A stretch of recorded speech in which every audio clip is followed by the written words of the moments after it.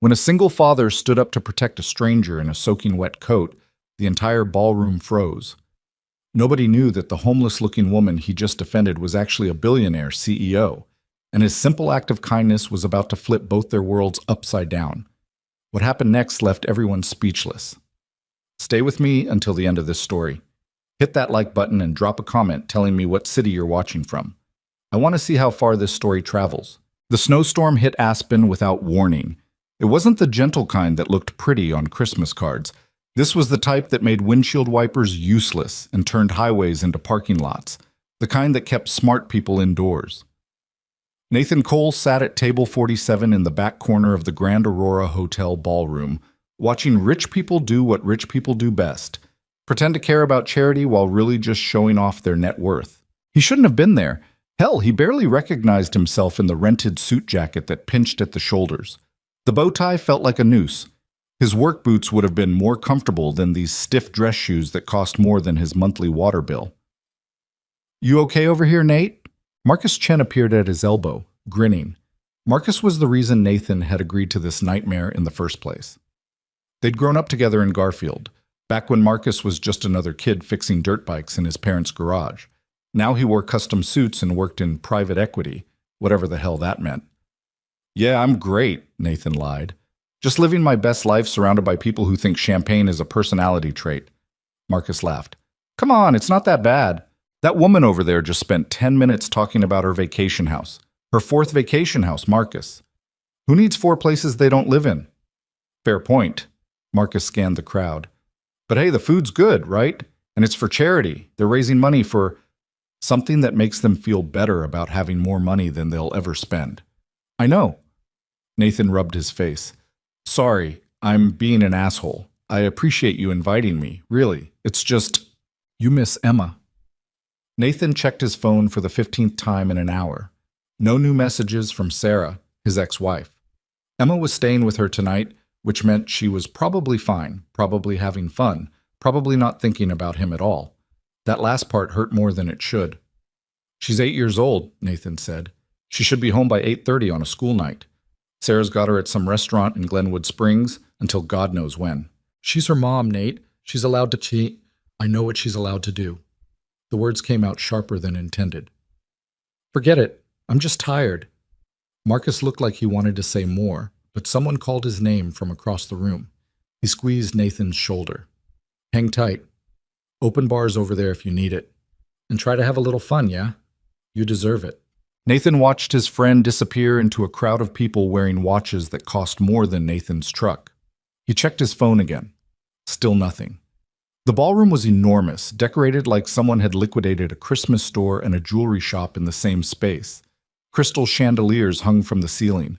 Ice sculptures melted slowly on tables covered in white silk.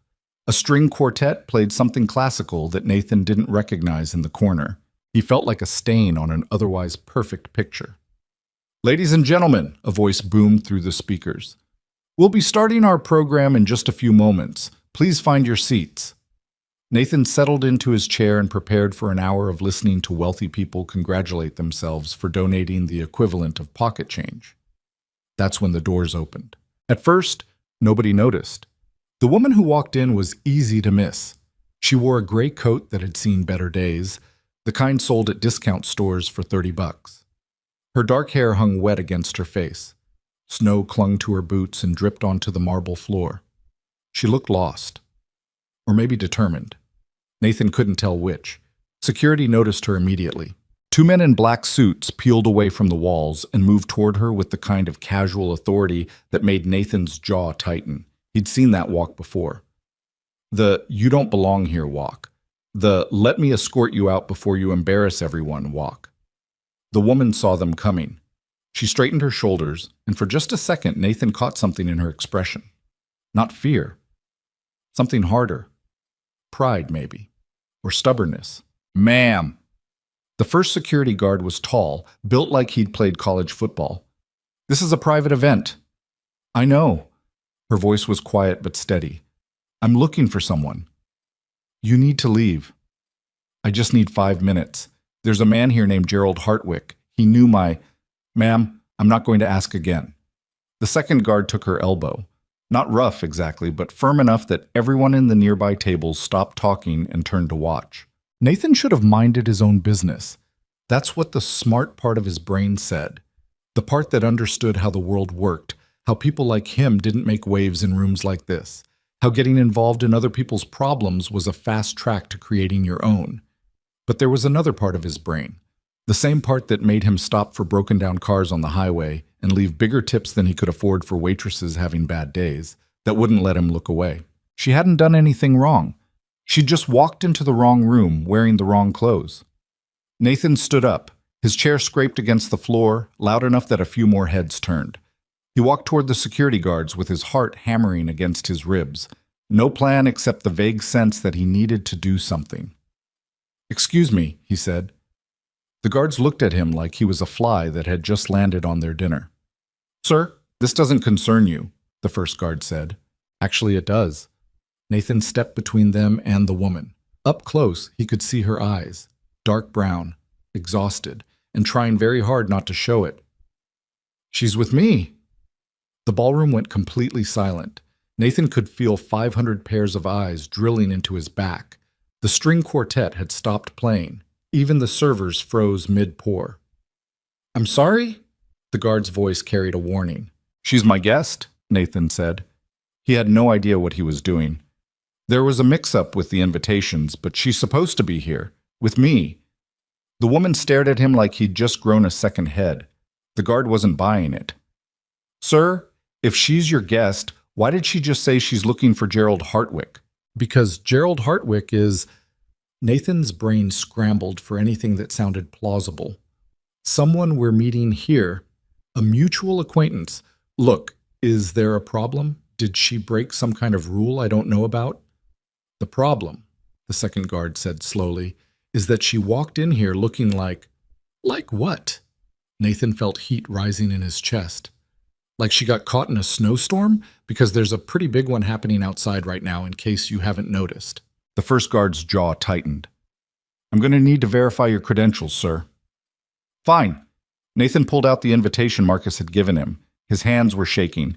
"Here, table 47, Nathan Cole. And my guest." The guard examined the invitation like it was a piece of evidence in a murder trial. Nathan forced himself to keep breathing normally. Behind him, the woman whispered, "You don't have to do this." "Yeah, I do," Nathan said without turning around. He wasn't even sure why. Maybe it was because Emma had come home crying last month when some kids at school made fun of her thrift store backpack. Maybe it was because he was tired of watching people get judged for things that didn't matter. Maybe he was just having a bad night and needed to feel like he'd done one decent thing before he went home. The guard lowered the invitation. "You're at table 47? "That's what it says." "Fine." He didn't look happy about it. "But she stays with you. Any problems? You're both out." "Understood." The guard stepped back, shooting Nathan looks that promised this conversation wasn't over. The string quartet started playing again. Slowly, the ballroom returned to its normal volume as people went back to their champagne and their gossip. Nathan turned to face the woman. She was younger than he'd initially thought. Early 30s, maybe. Without the wet hair and exhausted expression, she might have been pretty. Right now she just looked confused. "Thank you," she said quietly. "But why did you—" "I have no idea." Nathan managed a tired smile. "Come on, let's sit down before they change their minds." He led her back to table 47, acutely aware that half the room was still watching them. When they sat down, she carefully arranged her damp coat over the back of the chair. "I'm Elena," she said. "Nathan." He poured her a glass of water from the pitcher on the table. "You okay?" "I'm fine. Just cold." She wrapped her hands around the glass without drinking, and confused about why a complete stranger just lied to security for me. "Yeah, well, join the club."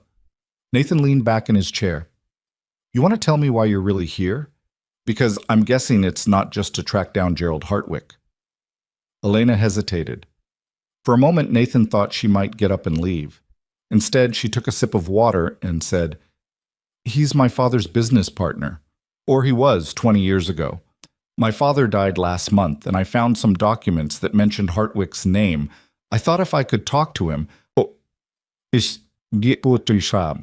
You might understand something about your dad that you didn't know before.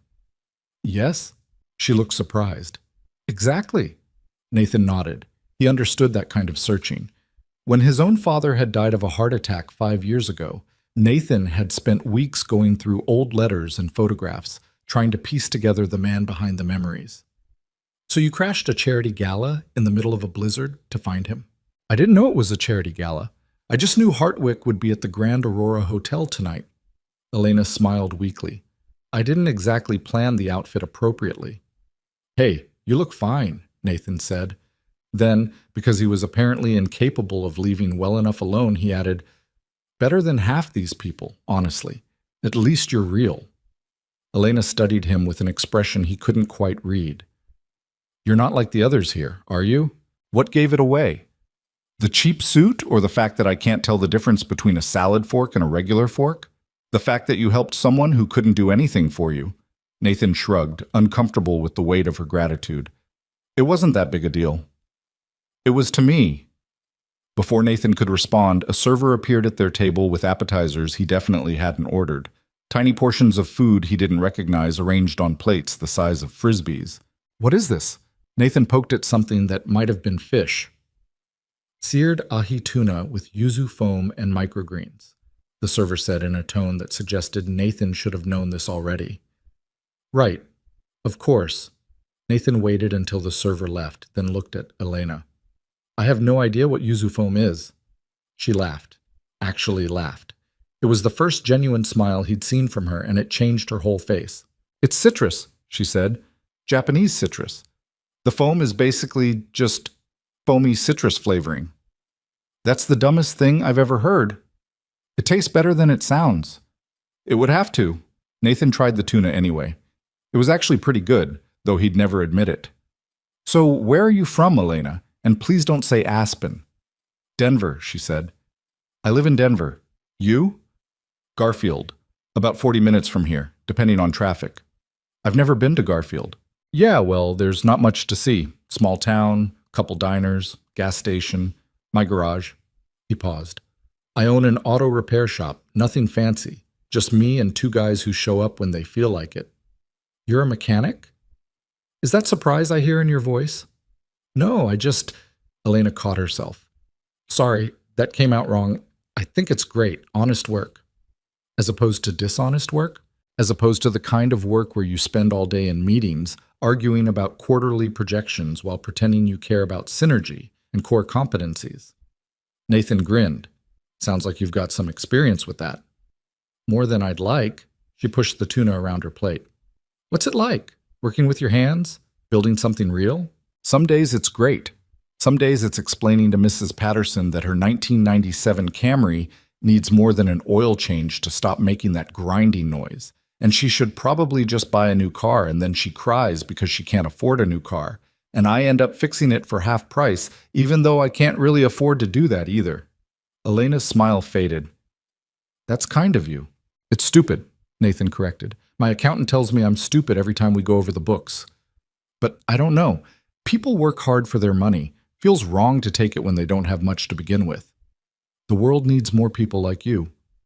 The world needs more people who pay their mechanics on time. Nathan drained his water glass. What about you? What do you do when you're not crashing fancy parties? Elena's expression shuddered just slightly. I work for my father's company. Did work for it. Now I run it, I guess. What kind of company? Boring corporate stuff. Investments, acquisitions, portfolio management. She waved her hand like she was swatting away a fly. Nothing interesting. Nathan didn't believe her, but he didn't push. Everyone had parts of their life they didn't want to talk about. The MC's voice crackled through the speakers again. Ladies and gentlemen, thank you so much for being here tonight. Because of your generous donations, we've already raised over $2 million for... $2 million, Nathan muttered. Jesus Christ. Elena glanced at him. You don't approve? I didn't say that. You didn't have to. Your face said it. Nathan considered lying, then figured there was no point. It's just weird, you know? All these people spending thousands of dollars on a single night, patting themselves on the back for charity, when that same money could have... He stopped himself. Never mind, I'm being judgmental. No, finish your thought. It's not my place. I want to hear it. Nathan sighed. Fine. I've got a customer, right? Single mom. Works 2 jobs. Her car broke down last week and she had to choose between fixing it and paying her electric bill. She picked the electric bill. Meanwhile, these people are dropping $5,000 on a table just to eat overpriced fish and feel good about themselves. He met Elena's eyes. I'm not saying charity is bad. I'm just saying it's weird how the solution to poverty always seems to involve rich people having a party. Elena was quiet for a long moment. You're right, she said finally. It is weird. Yeah, well, don't tell anyone I said that. I'm already the guy who showed up in a borrowed suit and rescued a stranger. Don't need to add ungrateful asshole to my reputation. Your secret's safe with me. They sat in comfortable silence while the MC droned on about fundraising goals and community impact. Nathan checked his phone again. Still nothing from Sarah. Someone important? Elena asked, noticing. My daughter, Emma. She's 8. Nathan put the phone away. She's with my ex-wife tonight. I always worry when she's not with me. That's sweet. That's pathetic is what it is. She's fine. He trailed off, unsure how to explain the constant low-level anxiety that came with shared custody. I don't get to see her as much as I want.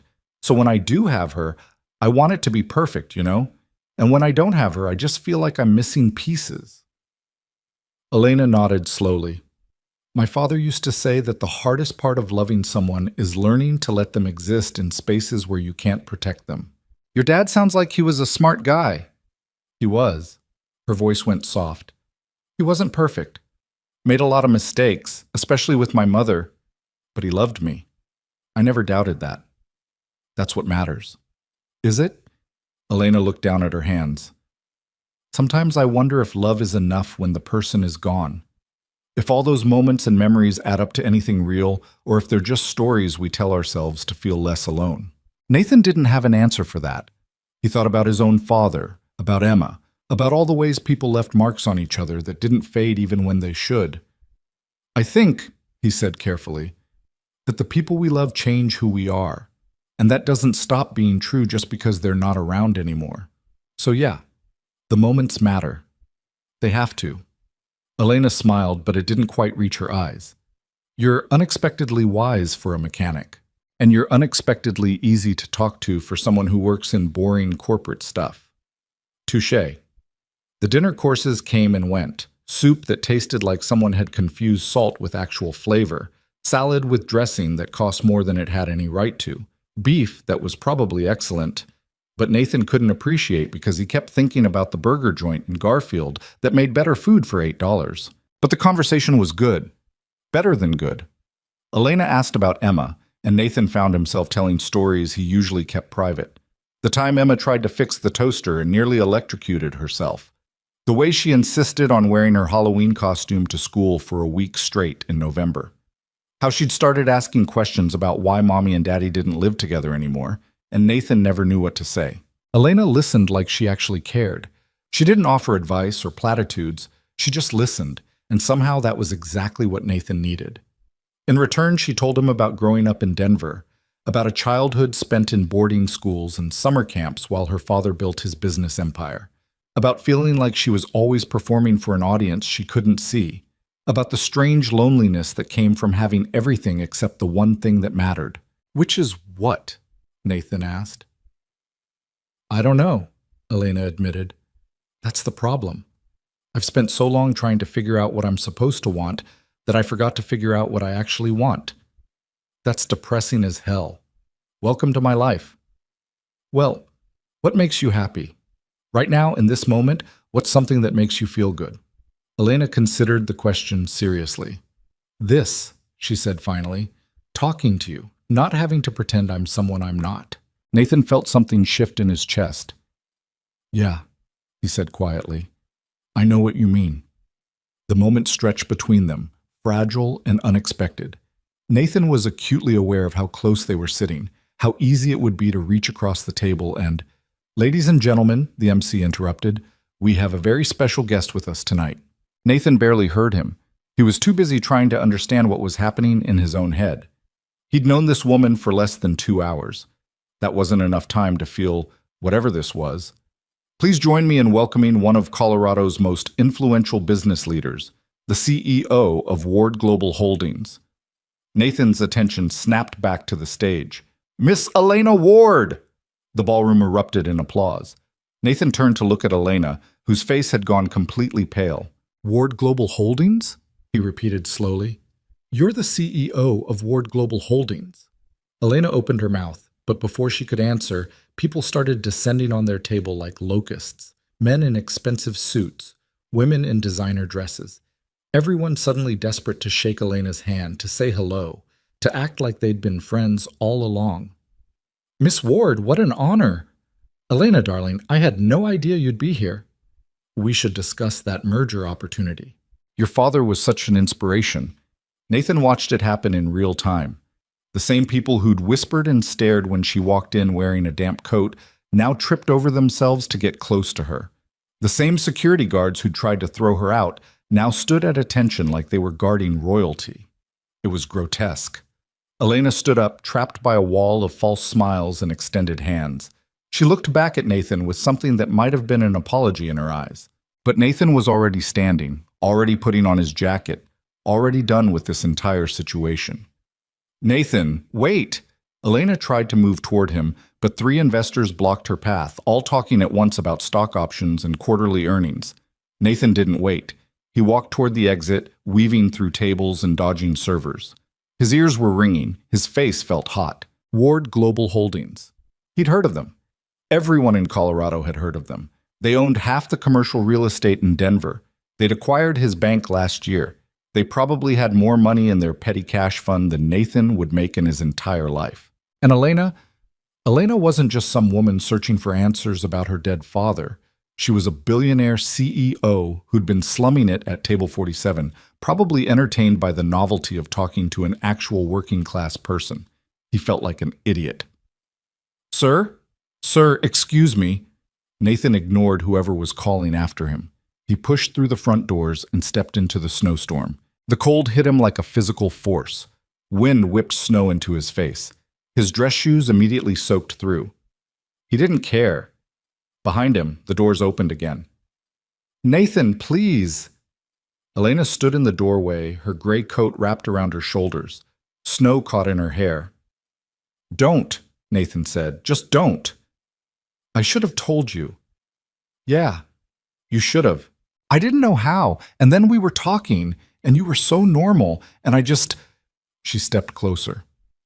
I wanted to be normal too, just for a little while. Well, congratulations. You got your little taste of how the other half lives. Nathan shoved his hands in his pockets. Must have been real entertaining. It wasn't like that. No? Then what was it like, Elena? Because from where I'm standing, it looks like you let me talk about my struggling garage and my money problems, while you sat there knowing you could probably buy my entire business with whatever's in your purse right now. That's not fair. Fair. Nathan laughed, bitter. You want to talk about fair? Those people in there, he gestured back at the hotel. They didn't give a damn about you when you walked in looking like you needed help. But the second they found out you had money, you became the most important person in the room. And you know what? You didn't correct them.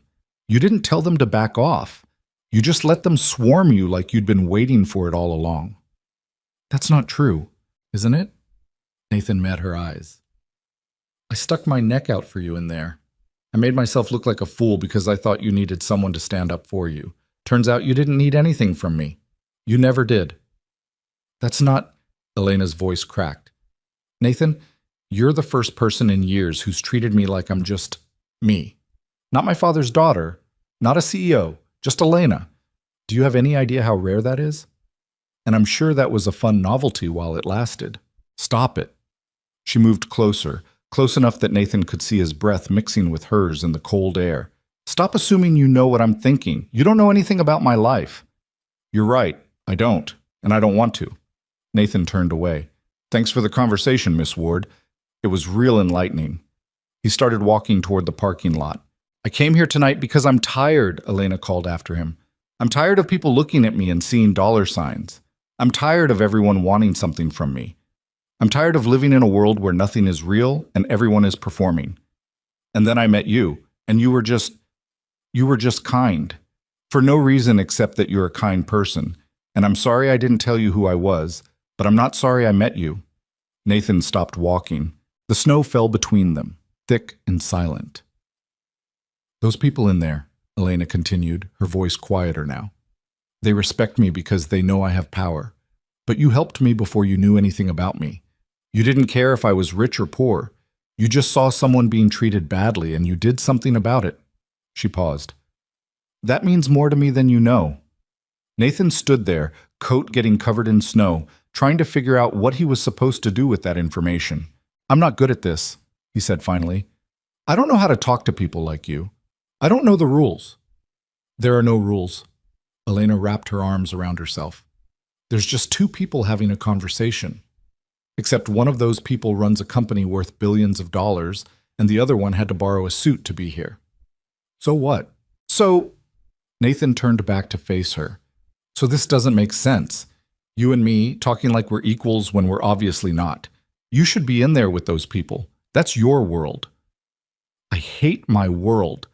The words came out raw and honest. Elena looked surprised she'd said them out loud. "Then why do you stay in it?" Nathan asked. "Because it's all I know." She smiled sadly. "And because leaving would mean admitting that everything my father built, everything he worked for, doesn't actually mean anything.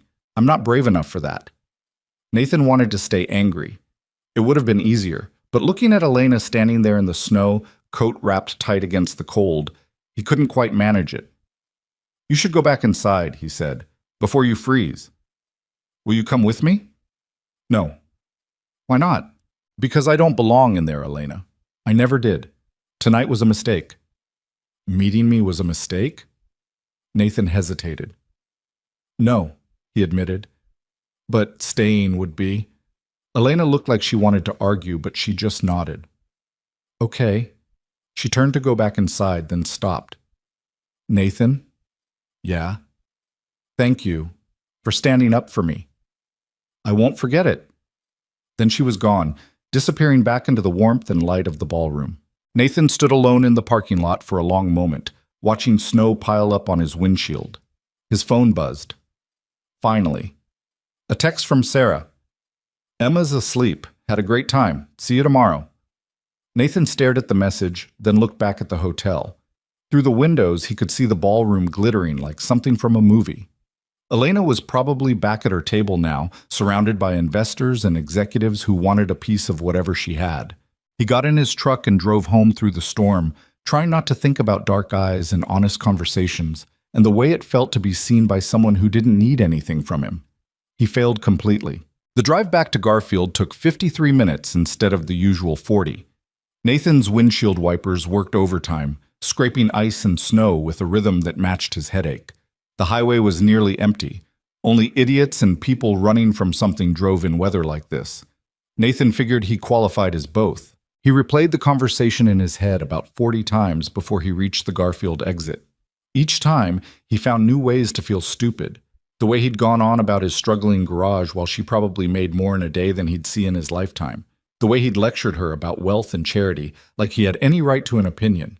The way he'd actually thought, for a brief and embarrassing moment, that maybe they'd connected over something real. His truck fishtailed slightly as he turned onto Oak Street. The town looked dead. Most folks had the good sense to be home by now, tucked away from the storm. The only lights came from the 24-hour gas station and the neon sign at Miller's Bar, which never closed for anything short of the apocalypse. Nathan pulled into his driveway and sat there for a minute, engine running, heat blasting. His house looked small and dark. Just a 2-bedroom ranch he'd bought after the divorce, nothing special. The mortgage was manageable. The roof didn't leak. Emma had her own room with purple walls she'd picked out herself. That was enough. It had to be enough. Inside, the silence pressed against him like a physical weight.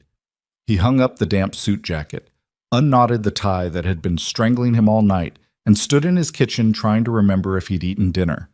The tuna thing at the gala didn't count. His phone buzzed. For half a second, his stomach did something stupid. But it was just Marcus. How'd it go? You disappeared. Nathan typed back. Got tired. Headed home early. Did you at least try to network? Meet anyone interesting? Nathan stared at that message for a long time before responding. Not really. Talk tomorrow. He took a shower hot enough to burn, put on sweatpants that had seen better days, and tried to sleep. His brain had other ideas. Every time he closed his eyes, he saw Elena in that gray coat, snow melting in her hair, looking at him like he'd done something extraordinary when all he'd done was the bare minimum of human decency. At 2 in the morning, he gave up and went to the garage. The shop was attached to his house, a converted barn he'd spent 6 months renovating when he first bought the place. It smelled like motor oil and old coffee, familiar and grounding. He had 3 cars waiting for work. Mrs. Patterson's Camry with the grinding noise, a Ford F-150 that needed new brake pads, a Subaru with an engine light that probably meant nothing serious, but the owner insisted on getting checked. Nathan grabbed his tools and got to work on the Ford. Sometimes the only thing that quieted his brain was the simple, mechanical logic of fixing things. Remove the old pads, check the rotors, install the new ones, tighten the bolts, test the pressure. Problems that actually had solutions. He worked until dawn painted the sky gray, until his hands were black with grease and his back ached from bending over the engine. Then he cleaned up, made coffee that tasted like regret, and tried to figure out how to get through a normal day. Emma wouldn't be back until Sunday. 2 more days of this quiet house and too much time to think. His phone rang at 7:30. Marcus again. "You sound like hell," Marcus said without preamble. "Good morning to you too." "Seriously, what happened last night? You just vanished. I turned around and you were gone." Nathan poured his 3rd cup of coffee. "I told you, got tired." "Bullshit. You met someone." "What? No, I didn't." "You absolutely did. I saw you talking to that woman at your table, the one who showed up late looking like she'd walked through the storm. Security was about to throw her out, and then you—" "Wait." Marcus's voice shifted. "Holy shit, that was Elena Ward." Nathan's hand tightened around his mug. "I don't want to talk about it." "Elena Ward sat at your table. You were talking to Elena Ward and you didn't think that was worth mentioning?" "It wasn't like that. She runs one of the biggest companies in Colorado, Nate. Her father was Gregory Ward. You know, the Gregory Ward who basically owns half of Denver. And you were just casually having dinner with his daughter?" "I didn't know who she was." Silence on the other end. Then, "You're joking." "Do I sound like I'm joking?" "Oh my God, this is incredible. What did you talk about?" Marcus, "No, seriously. What does a mechanic from Garfield talk about with a billionaire CEO? Did you discuss market trends, portfolio diversification?" "We talked about normal shit, okay? Just normal conversation. And then I found out who she was, realized I'd been making an ass of myself all night, and left." "You left? Why would you leave?" Nathan rubbed his face. "Because I don't belong in that world. Because she was probably laughing at me the whole time. Because, forget it, it doesn't matter." "Did she seem like she was laughing at you?" "No," Nathan admitted. "But that doesn't mean anything."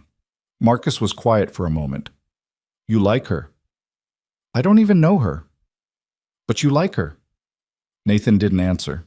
"Look," Marcus said, his voice gentler now. "I know you. You don't let people in easy. If you actually connected with this woman, even for one night, that's not nothing. It's also not going anywhere. She lives in a completely different universe than me. So, people date across tax brackets all the time. I'm not dating anyone. I can barely keep my business afloat and remember to pack Emma's lunch. I don't have space in my life for—" He stopped. "It doesn't matter. She's probably already forgotten I exist." "I doubt that." "Why?" "Because you stood up for her in front of a room full of people who would have walked past her without blinking. That's not something people forget." Nathan wanted to argue, but his doorbell rang. "Someone's at my door," he told Marcus. "I gotta go." "It's 7:30 on a Saturday morning. Who the hell—" Nathan hung up and walked to the front door, expecting maybe a neighbor or a wrong address. He opened it and forgot how to breathe. Elena stood on his front porch wearing jeans and a black sweater, her hair pulled back in a ponytail. No makeup, no designer clothes. Just Elena, looking nervous and determined in equal measure. "Hi," she said. Nathan stared at her. "How did you find my address? You said you owned a garage in Garfield.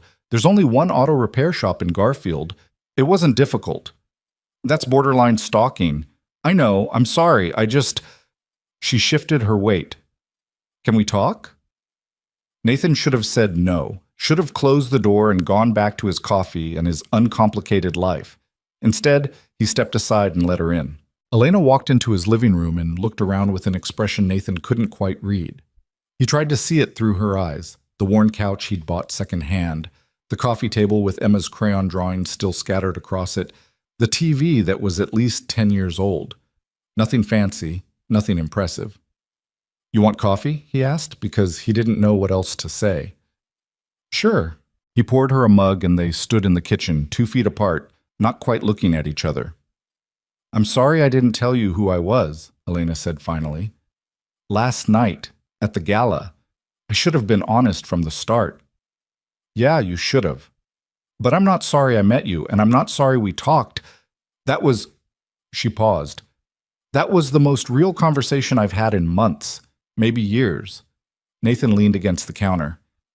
"I don't understand what you're doing here, Elena." "I'm not entirely sure either." She smiled, but it looked fragile. "I couldn't sleep last night. I kept thinking about what you said, about how people only respected me once they knew I had money. And you were right. You were completely right, and it made me furious." "Furious at me?" "Furious at everything. At the people in that ballroom. At myself for participating in it.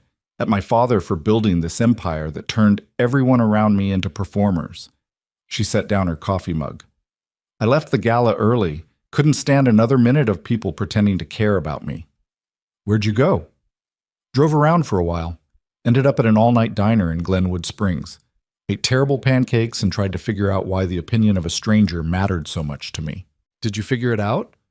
"Not really, but I kept thinking about what you said, about how I didn't correct them when they swarmed me. And you're right, I didn't. Because I'm so used to it that I don't even notice anymore. People treating me like I'm important because of what I represent instead of who I am." She met his eyes. "But you didn't do that. You just treated me like a person. And I didn't realize how much I needed that until I had it." Nathan didn't know what to say to that. The morning light coming through his kitchen window made her look younger, more vulnerable. "I'm not good at this," he said quietly. "Whatever this is." "Neither am I. You're a CEO. You probably negotiate million-dollar deals before breakfast." "That's different. That's business. This is—" She gestured between them. "This is me standing in a stranger's kitchen at 7:30 in the morning, trying to explain why I drove 40 minutes in a snowstorm to see someone I barely know." "Why did you?" "Because you made me feel normal, and I haven't felt normal in a very long time." Nathan studied her face, looking for signs of deception or manipulation. He'd been burned before by people who said one thing and meant another. But all he saw was honesty, raw and uncertain. "You want the truth?" he asked. "Always." "I liked talking to you last night, before I knew who you were. You were smart and funny and real, and then I found out you were this—" He waved his hand. "This untouchable person with more money than I can imagine, and it felt like a trick. Like I'd been the entertainment at my own expense." "It wasn't a trick. I know that now. Logically, I know that. But the gut-level reaction, that's harder to shake." Elena nodded slowly. "I understand. If I were you, I'd probably feel the same way." "So where does that leave us?" "I don't know. Where do you want it to leave us?" Nathan looked at her standing in his kitchen, this woman who probably had 100 better places to be and chose to be here instead. Against his better judgment, against every instinct that told him to protect himself, he made a decision. "You have plans today?" he asked. "I cleared my schedule." "Then stick around. I've got work to do in the garage, but you're welcome to hang out. We can talk, figure this out, whatever this is." Elena's face brightened. "Really?" "Yeah, but fair warning, I'm working on Mrs. Patterson's Camry, and she's a talker. If she shows up, you're going to hear 45 minutes about her grandson's college applications." "I think I can handle that. Also, my coffee's terrible." "I noticed." Nathan smiled despite himself. "Come on, let me show you the garage." He led her through the side door into the space that was more home to him than his actual house. Elena looked around with genuine curiosity, taking in the tools hanging on pegboards, the lifts, the parts scattered across workbenches. "How long have you owned this place?" she asked. 6 years. Bought it right after my divorce. Needed something that was mine, something I could build from scratch. It's nice, feels lived in. That's a polite way of saying it's messy. I meant it as a compliment. She ran her hand along a workbench. Everything in my life is so sterile and controlled. This feels real. Like actual work happens here. Actual work definitely happens here. Sometimes I even make money doing it. Elena laughed. Nathan realized he liked the sound of it. He got back to work on the Ford while Elena perched on a stool watching. At first it felt weird, having an audience for something he usually did alone, but after a while the strangeness faded. She didn't try to make conversation or fill the silence. She just watched him work with a focus that was almost meditative. "Can I ask you something?" she said after a while. "Sure." "Why mechanics? How'd you end up doing this?" Nathan wiped his hands on a rag. "My dad. He was a mechanic too. Taught me everything when I was a kid. I'd spend weekends in his garage handing him tools, learning how engines worked. It was..." He paused, remembering. "It was the only time he really talked to me, about real stuff. Not just how was school or clean your room. We'd work on cars and he'd tell me stories about his life, about mistakes he made, about things he wished he'd done differently."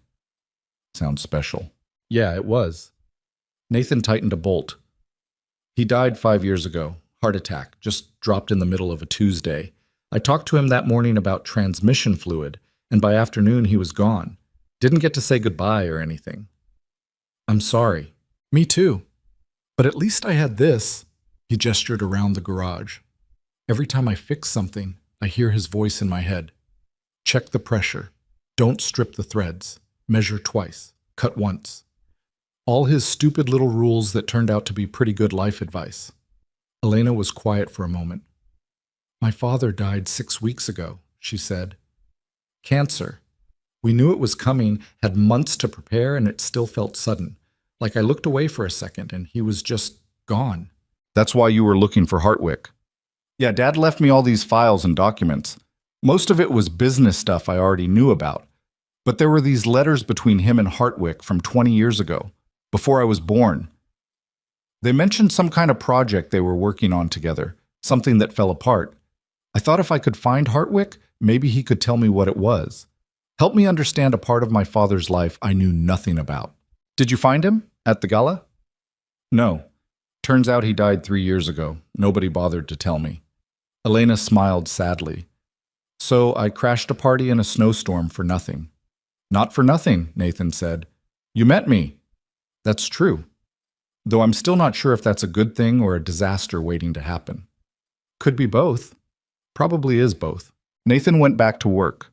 They fell into a comfortable rhythm, him working, her watching, occasional conversation filling the spaces. She asked questions about the cars, about the business, about Garfield.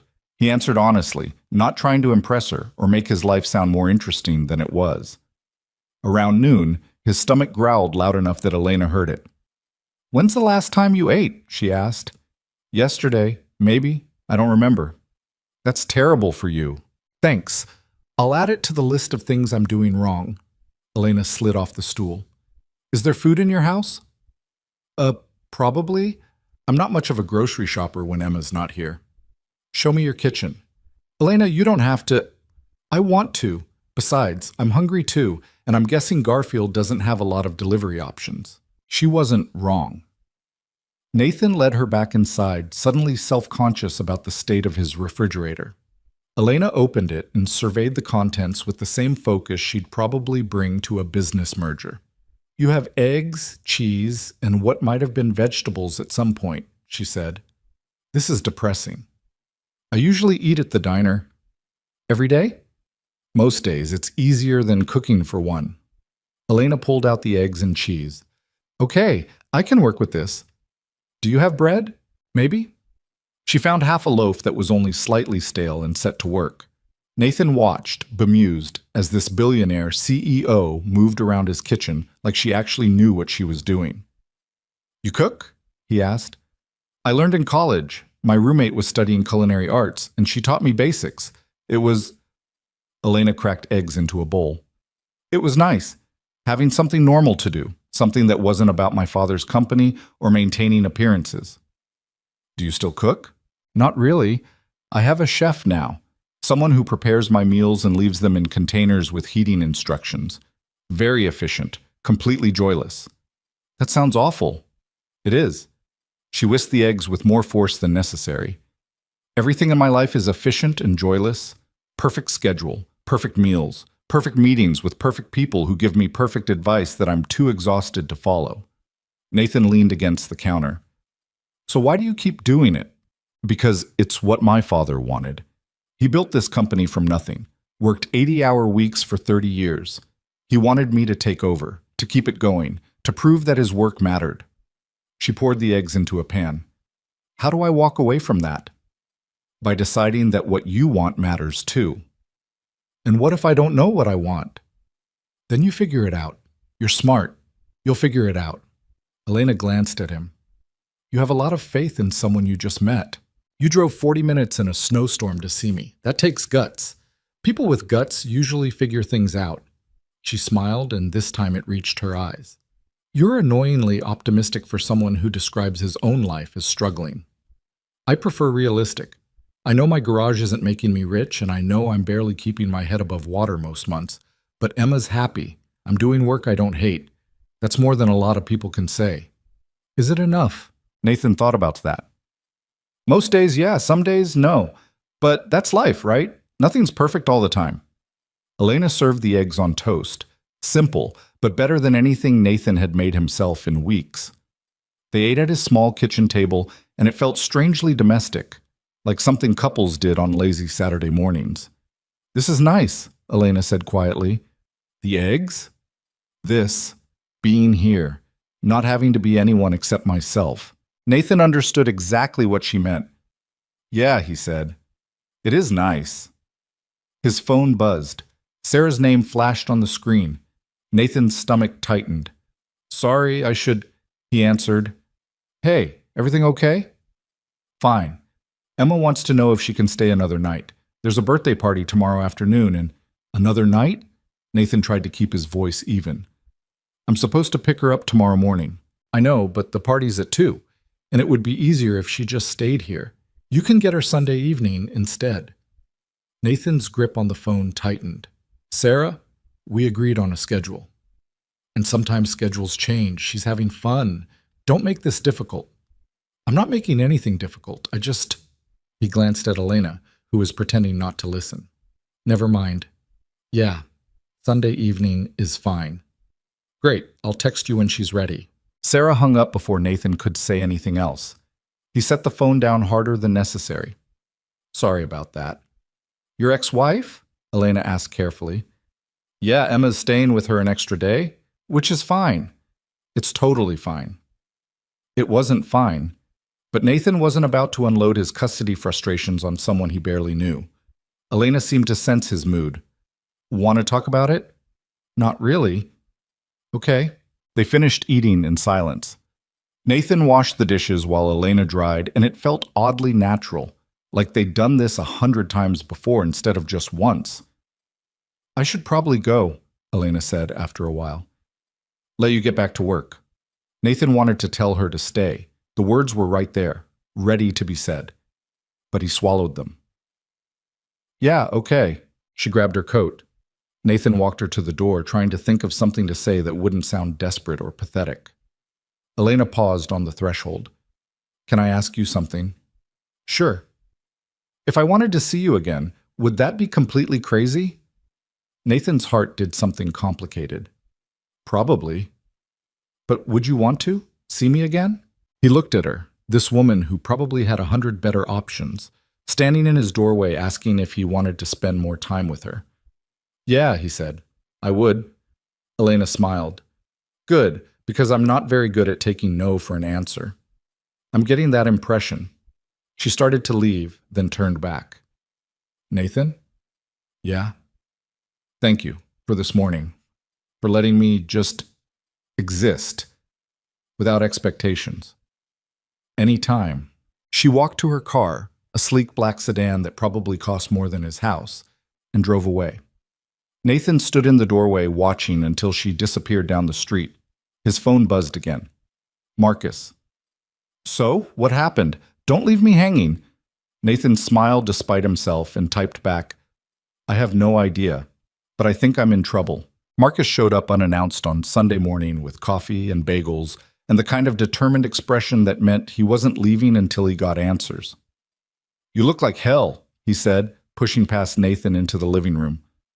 "Thanks. You always know just what to say." "I'm serious. When's the last time you slept?" Nathan had to think about it. "Friday night, maybe." "It's Sunday." "I'm aware." Marcus set the coffee on the table and dropped into Nathan's worn-out recliner like he owned it. "Talk, now. And don't give me that nothing happened bullshit because I can see it all over your face." Nathan grabbed one of the coffees and sat on the couch. "She came by yesterday, Elena. She showed up at my house." "She what?" "Drove out here, we talked. She made eggs, it was—" Nathan struggled to find the right word. "Confusing." "Confusing how?" "Confusing like I don't understand what she wants from me. Confusing like this doesn't make any sense. She's a CEO, Marcus. She's got more money than both of us will see in 10 lifetimes. And she's spending her Saturday morning in my garage watching me fix brake pads." Marcus grinned. "She likes you." "Don't say it like that." "Like what?" "Like it's simple. Like this is some normal situation where a guy meets a girl and they date and everything works out." "Why can't it be that?" Nathan stared at him. "Because she runs Ward Global Holdings and I can barely run my own garage. Because she lives in Denver in some penthouse or mansion or whatever, and I live in a house I'm still paying off. Because you're scared." The words hit harder than they should have. Nathan looked away. "Yeah, maybe." Marcus leaned forward. "Look, I get it. Sarah really did a number on you. The divorce, the custody thing, all of it. But Elena's not Sarah." "I know that." "Do you? Because it sounds like you're already finding reasons why this won't work before you've even given it a chance." "I'm being realistic. You're being a coward." Nathan felt anger flash through him. "Watch it. No, you watch it." Marcus didn't back down. "I've known you since we were 12 years old. You're one of the best people I know. You work your ass off. You're a great dad. You help people who can't pay you. But when it comes to yourself, when it comes to actually letting yourself have something good, you sabotage it every single time." "That's not—" "It is. You did it with Sarah. Worked yourself half to death trying to make her happy. Never asked for anything in return, and acted surprised when she left because she felt like she barely knew you. You do it with your business, charging people half of what you should because you're more worried about being nice than staying afloat. And now you're doing it with Elena, deciding it won't work before you've even tried." Nathan's hands tightened around his coffee cup. "You don't know what you're talking about." "Then tell me I'm wrong.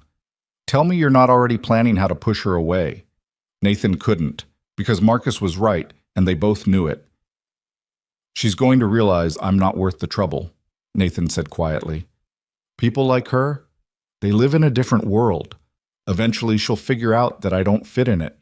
Or maybe she'll figure out that she doesn't want to fit in it either. Did you consider that?" "What's that supposed to mean?"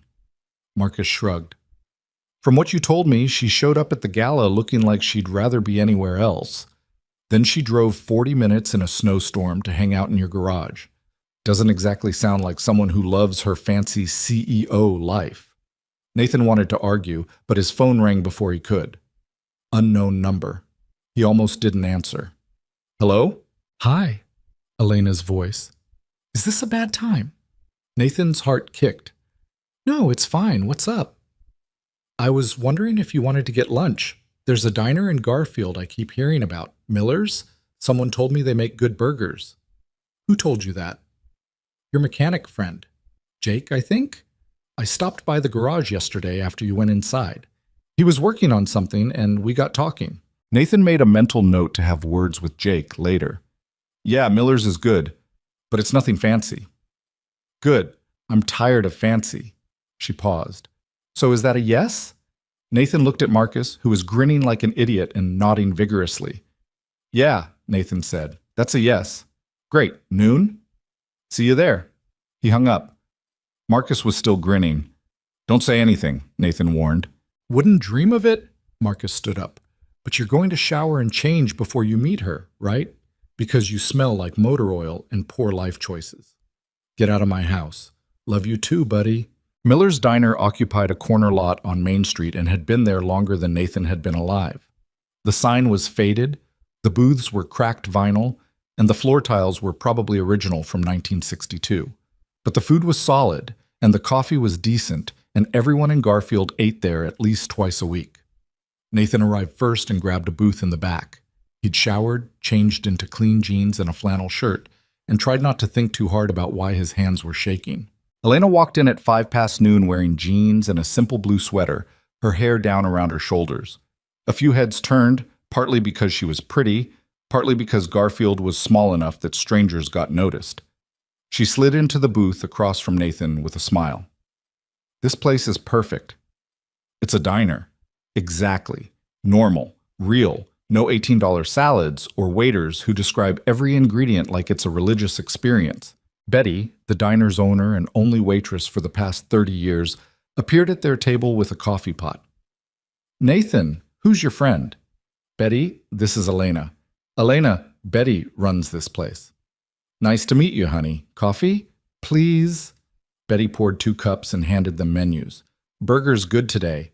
So's the meatloaf if you're feeling adventurous. I'll give you 2 a minute."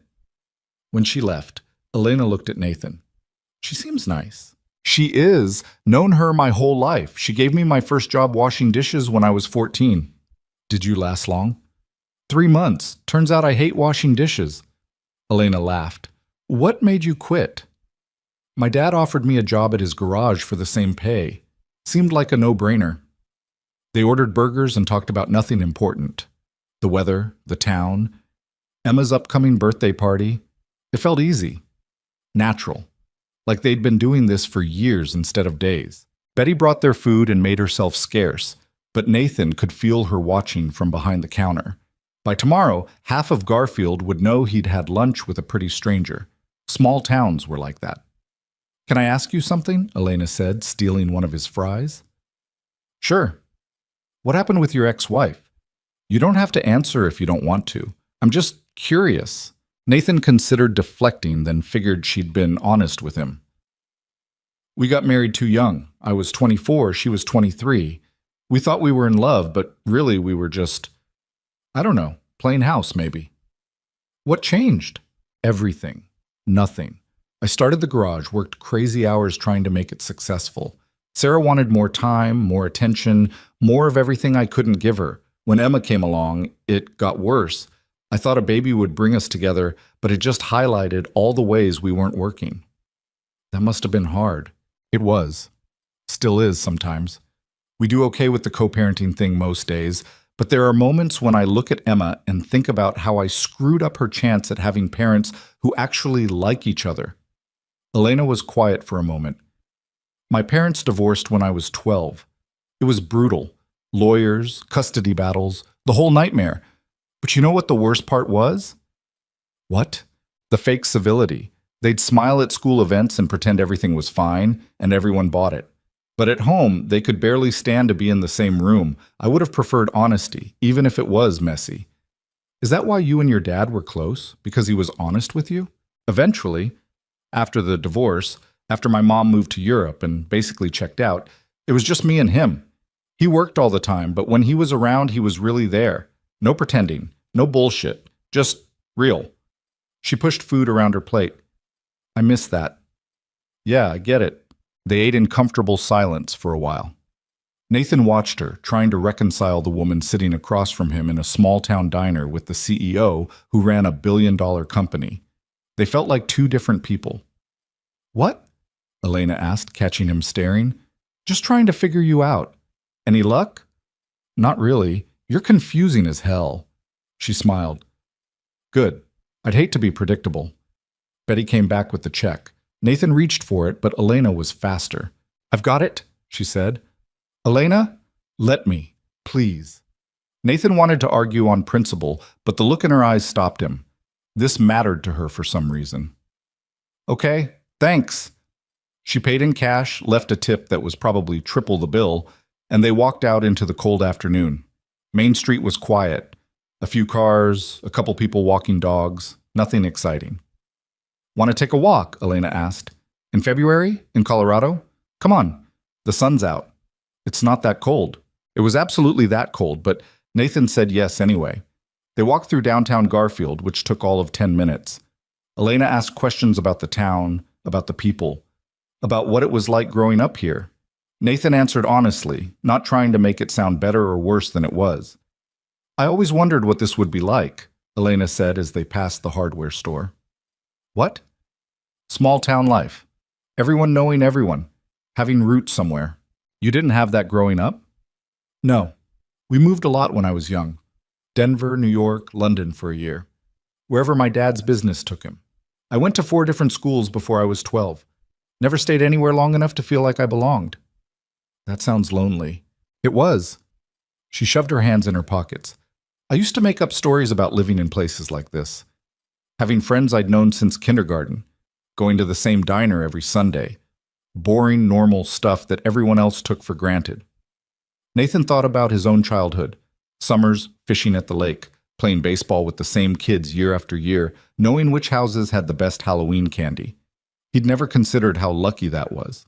It's not perfect, he said. Everyone knowing everyone also means everyone knows your business.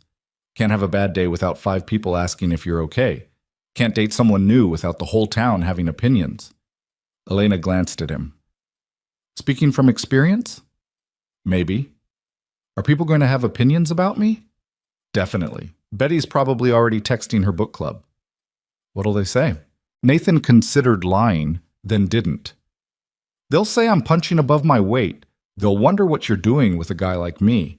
Some of them will think you're slumming it for fun. Some will assume you want something. Not many will believe it's real. Do you believe it's real? Nathan stopped walking. They were standing in front of the library and Elena was looking at him with an expression he couldn't quite read. I don't know what this is, he said carefully. But yeah, I think it's real, whatever it is. Elena stepped closer. I think so too. For a moment, Nathan thought she might kiss him. His heart hammered, but she just smiled and started walking again. They made a loop back to the diner where their cars were parked. Nathan didn't want her to leave, which was stupid because she'd only been there an hour. I should get back to Denver, Elena said, not making any move toward her car. Conference call at 4. Something about third-quarter projections that my CFO insists I need to approve. Sounds thrilling. It's really not. She kicked at a patch of ice. I have an idea. It's probably crazy, but hear me out. Okay. Come to Denver next weekend. Let me show you my world. We can have dinner, maybe see a show or something. I want you to understand what my life looks like. Nathan's immediate instinct was to say no. Denver was an hour away, and he didn't have fancy clothes for fancy restaurants, and the idea of being in Elena's world made his stomach tight. But she was looking at him with hope in her eyes, and he found himself saying, Okay, yeah, I can do that. Really? Really? But I'm not wearing a suit, Elena laughed. Deal. She got in her car and Nathan watched her drive away for the second time in 2 days. His phone buzzed immediately. Marcus. Betty just called, said you were on a date. Details, now! Nathan smiled and ignored the text. The rest of Sunday crawled by. Nathan finished work on Mrs. Patterson's Camry, did paperwork he'd been avoiding for weeks, and tried not to check his phone every 5 minutes. Sarah dropped Emma off at 6. His daughter came barreling through the door with her backpack and enough energy to power a small city. Dad, guess what? Nathan scooped her up. What? Jenny's party had a bouncy castle, and we jumped for like 100 hours, and I had 3 pieces of cake, and 3 pieces. Well, 2.5, the last one I shared with Mom. Emma wiggled down. Can we have pizza for dinner? We had pizza Thursday. So, pizza's good every day. Nathan couldn't argue with that logic. Fine, but you're eating vegetables tomorrow. Deal. While they waited for delivery, Emma sprawled on the living room floor with her coloring books. Nathan watched her, feeling the familiar ache of how fast she was growing up. 8 years old already. Soon she'd be a teenager, then off to college, then living her own life without him. Dad? Emma looked up. You okay? You're doing that thing where you stare at nothing. I'm fine, sweetheart, just thinking. About what? About you. About how lucky I am. Emma wrinkled her nose. That's weird. Yeah, well, I'm a weird dad. The weirdest. She went back to coloring. Hey, can I ask you something? Always. Are you lonely? Nathan's chest tightened. What makes you ask that? Emma shrugged, not looking up from her drawing. I heard Mom tell Aunt Rachel that you're always alone, that you don't have any friends except Marcus, and that you never go anywhere fun. Is that true? Nathan sat down on the floor next to her. I'm not lonely when you're here. But what about when I'm not? He wanted to lie, to tell her everything was fine, that he loved his quiet life. But Elena's voice echoed in his head, the way she talked about wanting honesty instead of fake civility. Sometimes, he admitted. Sometimes I get lonely, but that's okay. Everyone gets lonely sometimes.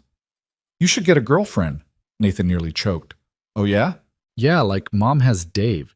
You should have someone too. Dave, Sarah's boyfriend of 6 months, who Emma apparently liked fine, but Nathan tried hard not to think about. It's not that simple, Em. Why not? Because Nathan struggled for an explanation an 8-year-old would understand. Because finding someone you actually like, who likes you back, who fits into your life, that's hard. Did you find someone? Nathan looked at his daughter, whose eyes were too knowing for her age. Maybe. I don't know yet. What's her name? Elena. Is she nice? Yeah, she's nice. Does she like cars? I don't think she knows anything about cars. Emma considered this. That's okay. You can teach her. You're a good teacher. Nathan pulled his daughter into a hug. When did you get so smart? I was always smart. You just didn't notice. The pizza arrived, and they ate while watching some animated movie Emma had seen at least 20 times. Nathan only half paid attention. His mind kept drifting to next weekend, to Denver, to the slightly terrifying prospect of seeing Elena's real life. His phone buzzed around 9 after he'd put Emma to bed. Elena. Made it home. Thanks for lunch. I had a really good time. Nathan stared at the message for a full minute before typing back, Me too. 3 dots appeared, disappeared, appeared again. Elena. Still on for next weekend? Nathan. Yeah. Unless you come to your senses before then. Elena. Not likely. Fair warning, though. I'm taking you somewhere nice for dinner. You'll have to suffer through it. Nathan. I'll manage. Elena. Good night, Nathan. Nathan. Night. He set his phone down and stared at the ceiling. Marcus was right. He was scared. Terrified, actually. Because this thing with Elena felt real and fragile and important in a way he hadn't experienced in years. And the possibility of screwing it up made his chest tight. But Emma was right, too. He was lonely. Had been for a long time, even before Sarah left. And Elena made him feel less lonely, which was both wonderful and terrifying.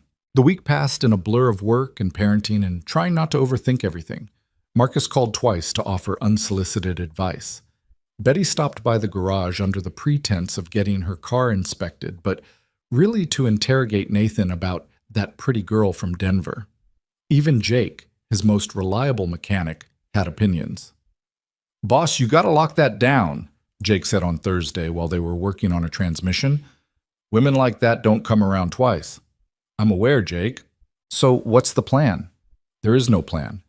We're just seeing what happens. That's the dumbest thing I've ever heard. You need a plan. Women love plans. When did you become a relationship expert? You've been single for 3 years. Exactly. I know what not to do. Jake wiped his hands. I'm just saying, don't screw this up. Thanks. Very helpful. Friday night, Nathan stood in front of his closet trying to figure out what to wear to Denver. Everything he owned was either work clothes or casual clothes that had seen better days. Nothing felt right for wherever Elena was planning to take him. Emma appeared in his doorway. What are you doing? Trying to find something to wear tomorrow. For your date with Elena? Word traveled fast. Yeah. Emma came in and surveyed the closet with the critical eye of someone who definitely had opinions. The blue shirt, the one Grandma got you for Christmas. That one's too nice. It's a date, Dad. You're supposed to look nice. Nathan pulled out the blue button-down he'd worn exactly once. You think? I know. Trust me. She headed back to her room, then paused. Dad? Yeah? I hope she's nice to you. You deserve someone nice. Nathan's throat got tight. Thanks, sweetheart. Also, if she has a dog, can we get a dog? Go to bed, Emma. She giggled and disappeared. Saturday morning, Nathan dropped Emma at Sarah's and tried not to show how nervous he was. Sarah gave him a weird look when she answered the door. "You okay? You seem off."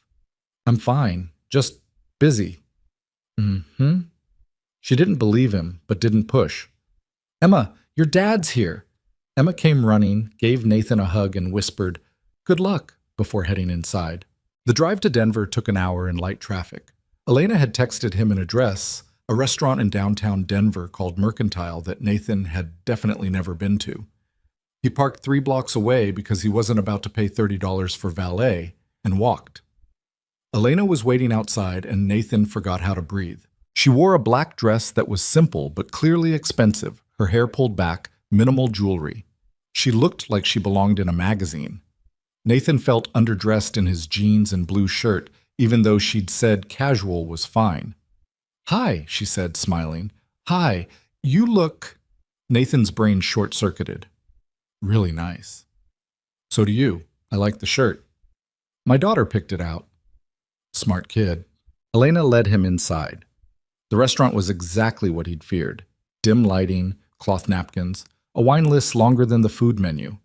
Nathan recognized maybe 1 in 10 items on the menu and had no idea what half of them cost. "Relax," Elena said, noticing his tension. "It's just dinner." "This place probably costs more than my mortgage." "Then it's a good thing I'm paying." "Elena, Nathan." She reached across the table and took his hand. "Let me do this, please. You've shown me your world. Let me show you mine."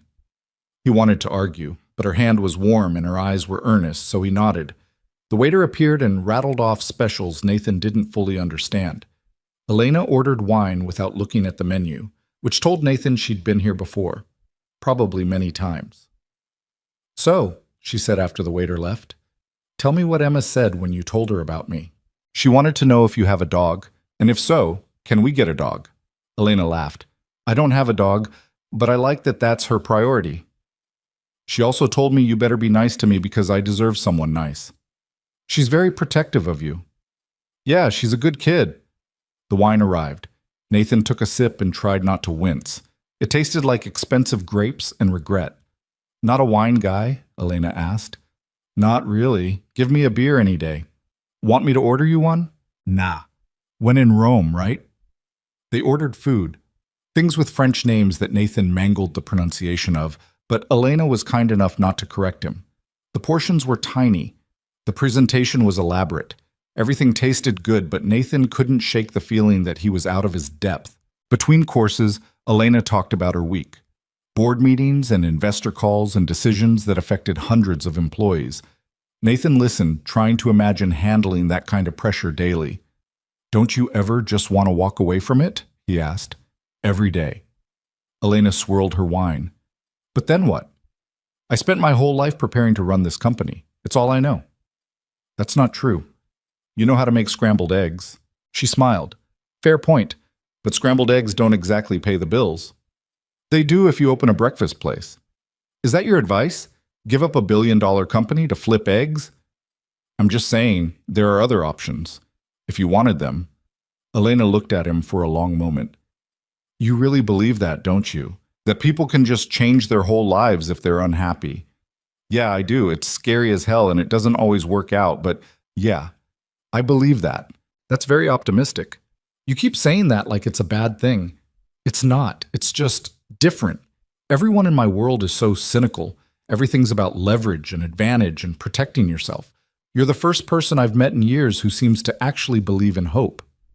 Nathan didn't know what to say to that. Dessert arrived. Chocolate something with gold leaf that seemed excessive. They shared it while Elena told him about her plans for the company, about projects her father had started that she was trying to finish, about the constant pressure to be perfect. "Do you ever let yourself fail?" Nathan asked. "What?" "Fail. Do you ever let yourself screw up without beating yourself up about it?" Elena thought about it. "No, I don't think I do." "Maybe you should try it sometime. Failure's not that bad. Builds character." "You sound like a motivational poster." "I sound like someone who's failed at a lot of things and survived." They left the restaurant around 10. The Denver streets were busy with Saturday night crowds. People dressed up, laughing, heading to bars or shows. Nathan felt oddly disconnected from it all, like he was visiting a foreign country. "There's a place I want to show you," Elena said. "If you're not tired." "I'm good." She drove them to a building on the east side of downtown, modern, glass, and steel, at least 30 stories tall. Elena parked in an underground garage and led Nathan to an elevator. "Where are we going?" he asked. "You'll see." The elevator took them to the top floor. Elena unlocked a door and they stepped into. "This is your place," Nathan said. Yeah, it was enormous. Floor-to-ceiling windows overlooking the city, modern furniture that looked uncomfortable but probably cost a fortune. Art on the walls that Nathan didn't recognize but assumed was expensive. Everything was clean and perfect and sterile. "What do you think?" Elena asked. Nathan wanted to lie, to say it was great, impressive, exactly what he'd expected, but he remembered what she'd said about wanting honesty. "It looks like a hotel," he said carefully. "A really nice hotel, but yeah, it doesn't feel like you." Elena's shoulders relaxed. "Thank you." "For what?" "For being honest. Everyone else who comes here tells me how beautiful it is, how lucky I am. You're the first person to say what I've been thinking for years." She walked to the windows. Nathan followed. The city spread out below them, lights stretching to the horizon. "I bought this place 3 years ago," Elena said, "right after my father got sick. He told me I needed something that reflected my position, something that impressed investors and clients. So I hired a decorator, picked everything from a catalog, and moved in. I've never felt at home here." "Where do you feel at home?" "I don't know anymore. Maybe nowhere." They stood in silence for a while, looking out at Denver. Nathan thought about his small house in Garfield, about Emma's drawings on the refrigerator and the worn-out couch, and the kitchen that always smelled faintly of coffee. It wasn't much, but it was his. It was real. "You could change it," he said. "The apartment, make it actually yours." "I wouldn't know where to start." "Start with something that makes you happy. Doesn't have to be big. Just something real." Elena turned to look at him. "You make it sound simple." "Maybe it is simple. Maybe we just convince ourselves it's complicated." She stepped closer. They were inches apart now, and Nathan could smell her perfume, something subtle and expensive that made his head swim.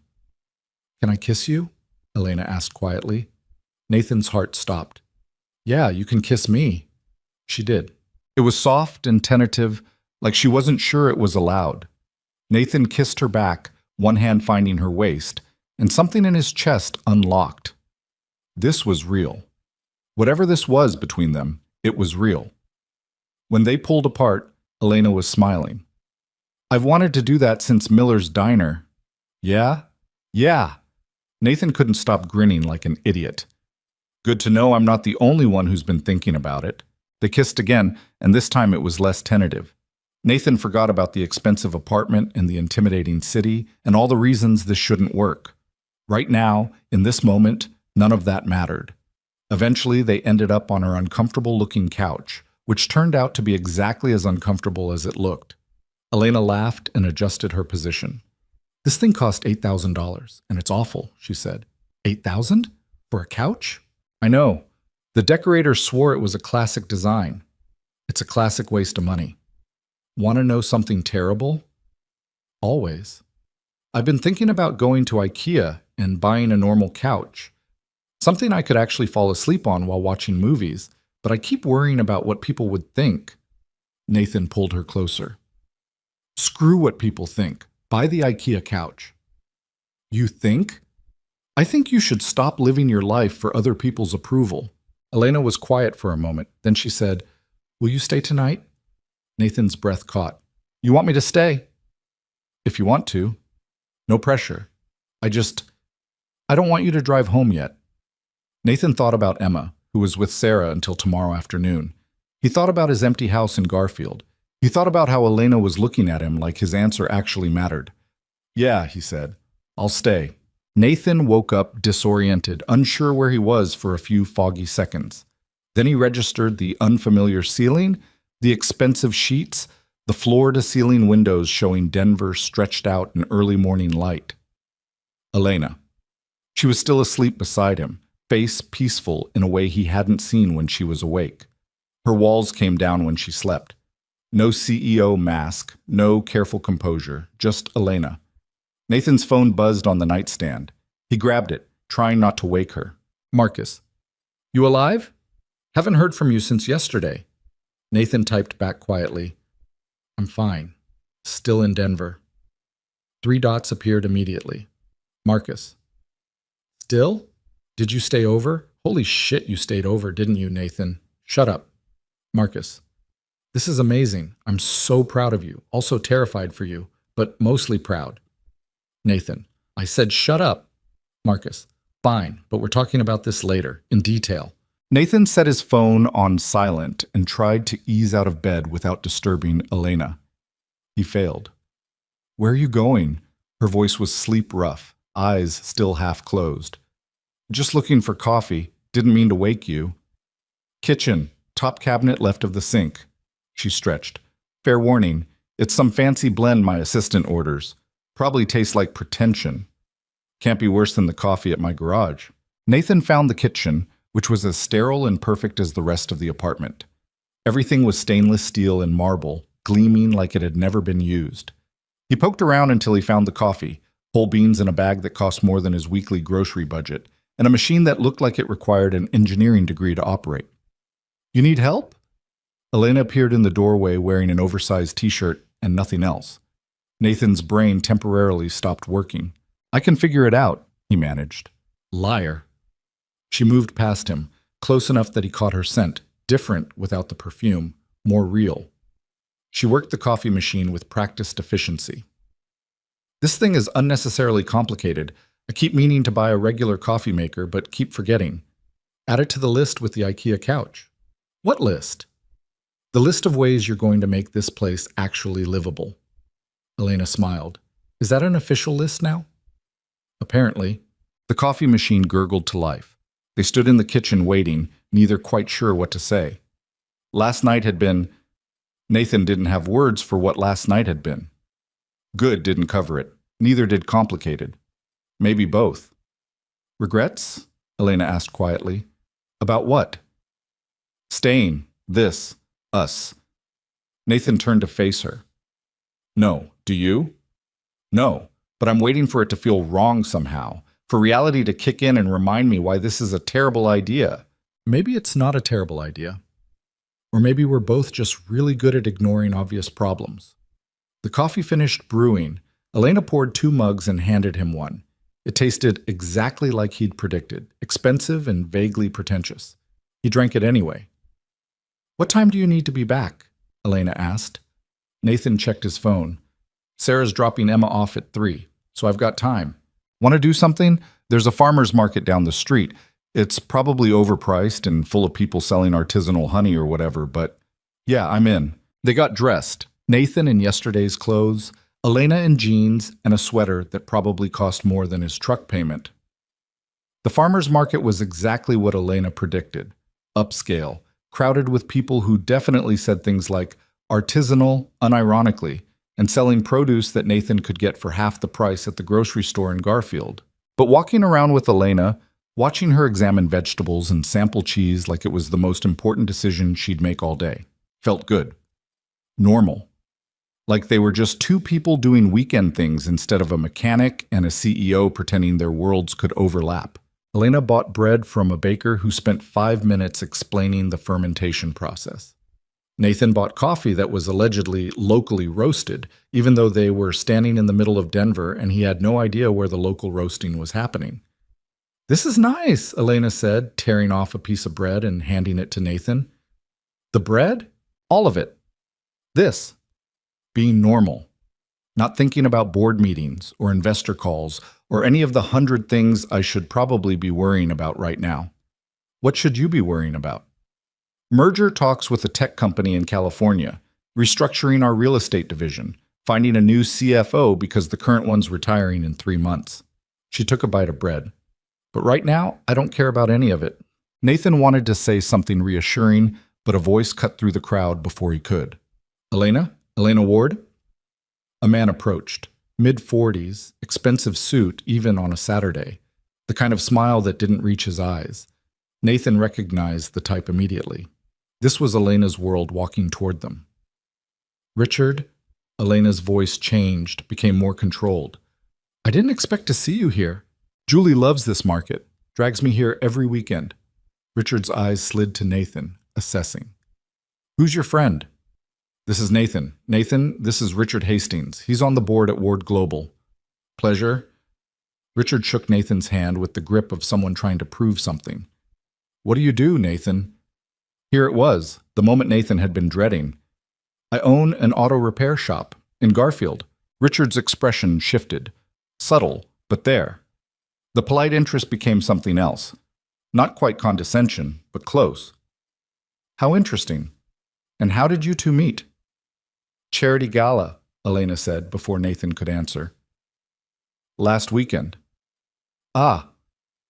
The Aurora fundraiser. I couldn't make it this year. Work conflict. Richard turned back to Elena. We should schedule lunch this week. There are some developments with the California situation you should know about. Email my assistant. She'll find time. Will do. Nice meeting you, Nathan. Enjoy the market. Richard disappeared into the crowd. Nathan could feel Elena's tension radiating off her in waves. Sorry about that, she said. For what? Richard, he's going to tell everyone on the board that he saw me at the farmer's market with a mechanic from Garfield. By Monday morning, it'll be all over the company. Does that bother you? Elena looked at him. Does it bother you? I asked first. No, it doesn't bother me. I don't want you to feel like you're being judged. Elena, I'm a 32-year-old divorced mechanic dating a billionaire CEO. I'm going to be judged. That's how this works. We're dating? Nathan's heart kicked. I thought we just spent the night together, so I kind of assumed. I know, I'm teasing. She took his hand. But yeah, I guess we are. They walked through the rest of the market hand in hand, and Nathan tried not to think about Richard Hastings or board members, or the fact that their relationship status had just become official in the least romantic way possible. The drive back to Garfield felt too short. Elena followed him in her car because she wanted to see his place again, wanted to meet Emma properly this time. Nathan's stomach churned with a different kind of nervousness now. Emma had strong opinions about everything. If she didn't like Elena, this whole thing got a lot more complicated. They arrived at Nathan's house around 2. He gave Elena the tour, all 5 minutes of it, and she looked around with genuine interest. I like it, she said. It feels lived in, real. That's code for messy. No, I meant it. Your apartment looks like you. Emma's drawings everywhere, car magazines on the coffee table, actual lived-in furniture. My place looks like a showroom. This looks like a home. Nathan didn't know what to say to that, so he made more terrible coffee while they waited for Sarah to drop off Emma. At 2:47, Nathan heard Sarah's car pull into the driveway. His stomach tightened. You nervous? Elena asked. Terrified. Of Emma meeting me or Sarah seeing me? Both. The front door burst open and Emma came running in, backpack bouncing. Dad, guess what? We went to... She stopped dead, seeing Elena on the couch. Hi, Elena said with a smile. You must be Emma. I'm Elena. Emma stared. Nathan held his breath. Then his daughter said, Are you Dad's girlfriend? Emma? Nathan started. It's okay. Elena looked at Emma seriously. Would it be okay with you if I was? Emma considered this with the gravity of a Supreme Court justice. Do you make him happy? I hope so. Does he make you happy? Yeah, he does. Okay then. Emma dropped her backpack. Do you like coloring? Because I have new markers. Just like that, the tension broke. Nathan exhaled. Sarah appeared in the doorway and her eyes went straight to Elena. Nathan saw her doing the mental math, expensive clothes, confident posture, sitting on Nathan's couch like she belonged there. Sarah, this is Elena. Elena, my ex-wife, Sarah. Nice to meet you. Elena stood, extending her hand. Sarah shook it, her smile tight. You too. Nathan didn't mention he was seeing anyone. It's pretty recent. Clearly, Sarah's eyes flicked to Nathan. Can I talk to you outside? This was going to be fun. Nathan followed Sarah to the driveway, already bracing himself. Who is she? Sarah asked the second the door closed. I told you. Elena. Elena what? What does she do? Where'd you meet her? Why does it matter? Because you're introducing her to our daughter, Nathan. That makes it my business. Fair point. Nathan rubbed his face. We met at a charity gala 2 weeks ago. She lives in Denver. She works in business. We're still figuring things out. She looks expensive. What's that supposed to mean? It means she doesn't look like someone who dates mechanics from small towns. It means I'm worried you're going to get hurt. Nathan stared at his ex-wife. Since when do you care if I get hurt? I've always cared. Just because we didn't work out doesn't mean I want you to crash and burn with someone else. I appreciate the concern, but I'm fine. She's good. We're good. Sarah looked unconvinced. Just be careful, okay? For Emma's sake. If not yours. I'm always careful when it comes to Emma. Are you? Because from where I'm standing, you just brought a stranger into her life without thinking it through. She's not a stranger, and I did think it through. For how long? 2 weeks? That's not thinking, Nathan. That's... Sarah stopped herself. Never mind, it's not my place anymore. No, it's not. They stood in awkward silence. Through the window, Nathan could see Elena and Emma sitting on the floor with coloring books spread between them. She seems nice, Sarah admitted grudgingly. Emma likes her. Yeah, she does. Don't screw this up, whatever this is. I'll try not to. Sarah left. Nathan went back inside to find Elena and Emma deep in conversation about horses, apparently. Did you know Elena used to ride horses? Emma said excitedly. Like actual jumping and competitions and everything? I didn't know that, Nathan said, sitting down beside them. It was a long time ago. My mom's idea. She thought it was something proper young ladies should do. Elena colored carefully inside the lines of a butterfly. I hated it at first, but eventually it grew on me. Something about the control, the precision. You had to trust the horse completely. Do you still ride? Emma asked. No. Haven't been on a horse in probably 10 years. That's sad. You should start again. Maybe I will. They colored for another hour. Nathan made grilled cheese sandwiches that Emma declared pretty good for Dad, and they ate in the living room while Emma told stories about the birthday party and Jenny's bouncy castle and the cake incident. Elena listened like every word mattered. She asked questions, laughed at Emma's jokes, didn't talk down to her or try too hard, just treated her like a person worth listening to. Nathan's chest felt tight watching them together. Around 6, Elena said she should probably head back to Denver. Emma's face fell. Do you have to? I've got work tomorrow, sweetheart, but I'll come back soon, okay? Promise? Elena looked at Nathan, then back at Emma. Promise. Nathan walked her to her car. The sun was setting, painting the sky in shades of pink and orange that made everything look softer than it was. She's wonderful, Elena said. Emma, you're doing a great job with her. Thanks. She liked you too. That's huge. She doesn't warm up to people easily. Must get it from her dad. Nathan smiled. Probably. Elena leaned against her car. So, this is real now, right? We're actually doing this? Looks like it, even though it's complicated and probably a bad idea.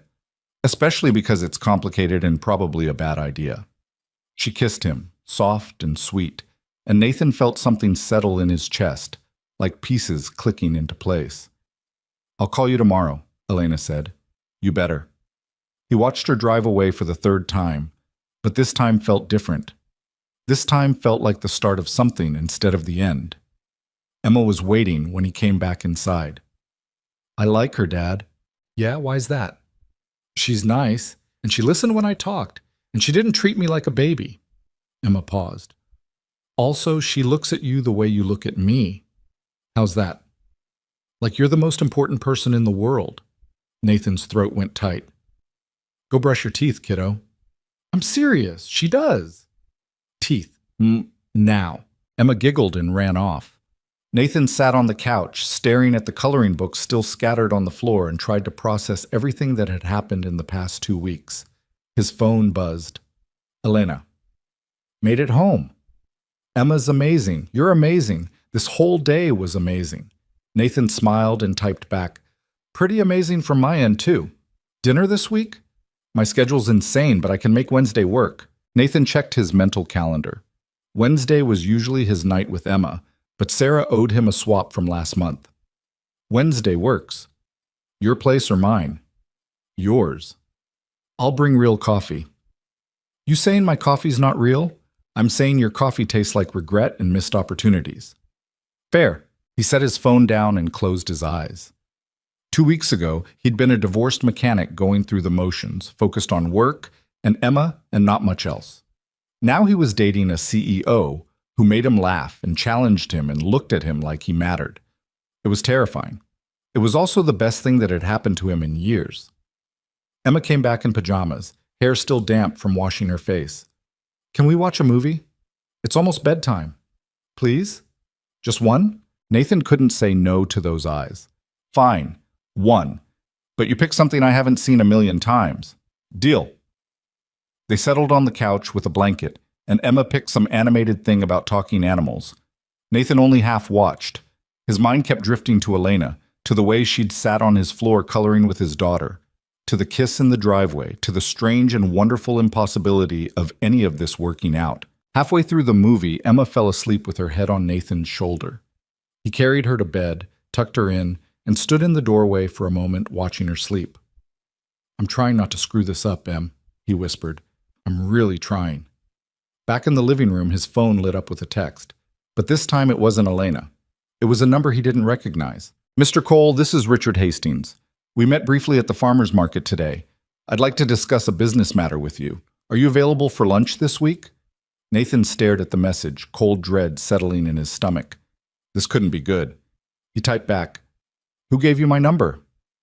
I have my sources. Lunch Thursday? There's a matter concerning Elena I think you should know about. Nathan's hand tightened on the phone.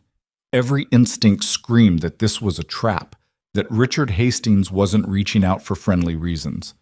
But if it was about Elena, if there was something he needed to know, fine. Thursday. Where? Richard sent him an address for a restaurant in Denver. Expensive, probably. The kind of place where people had business matters that ruined lives. Nathan set his phone down and stared at the ceiling. 2 weeks. That's all it had been. 2 weeks of knowing Elena, of this fragile thing between them starting to feel real, and already her world was reaching out to complicate it. He thought about calling her, telling her about Richard's message. But what would he say? Hey, someone from your company wants to have lunch with me and it feels ominous? No, he'd go to the lunch, hear what Richard had to say, then decide what to do next. Wednesday came too fast. Nathan spent Monday and Tuesday working on cars and trying not to obsess over what Richard Hastings wanted. Elena texted him daily, little messages about her meetings, questions about Emma, photos of her new IKEA couch that she'd apparently actually bought. Looks uncomfortable, Nathan texted back.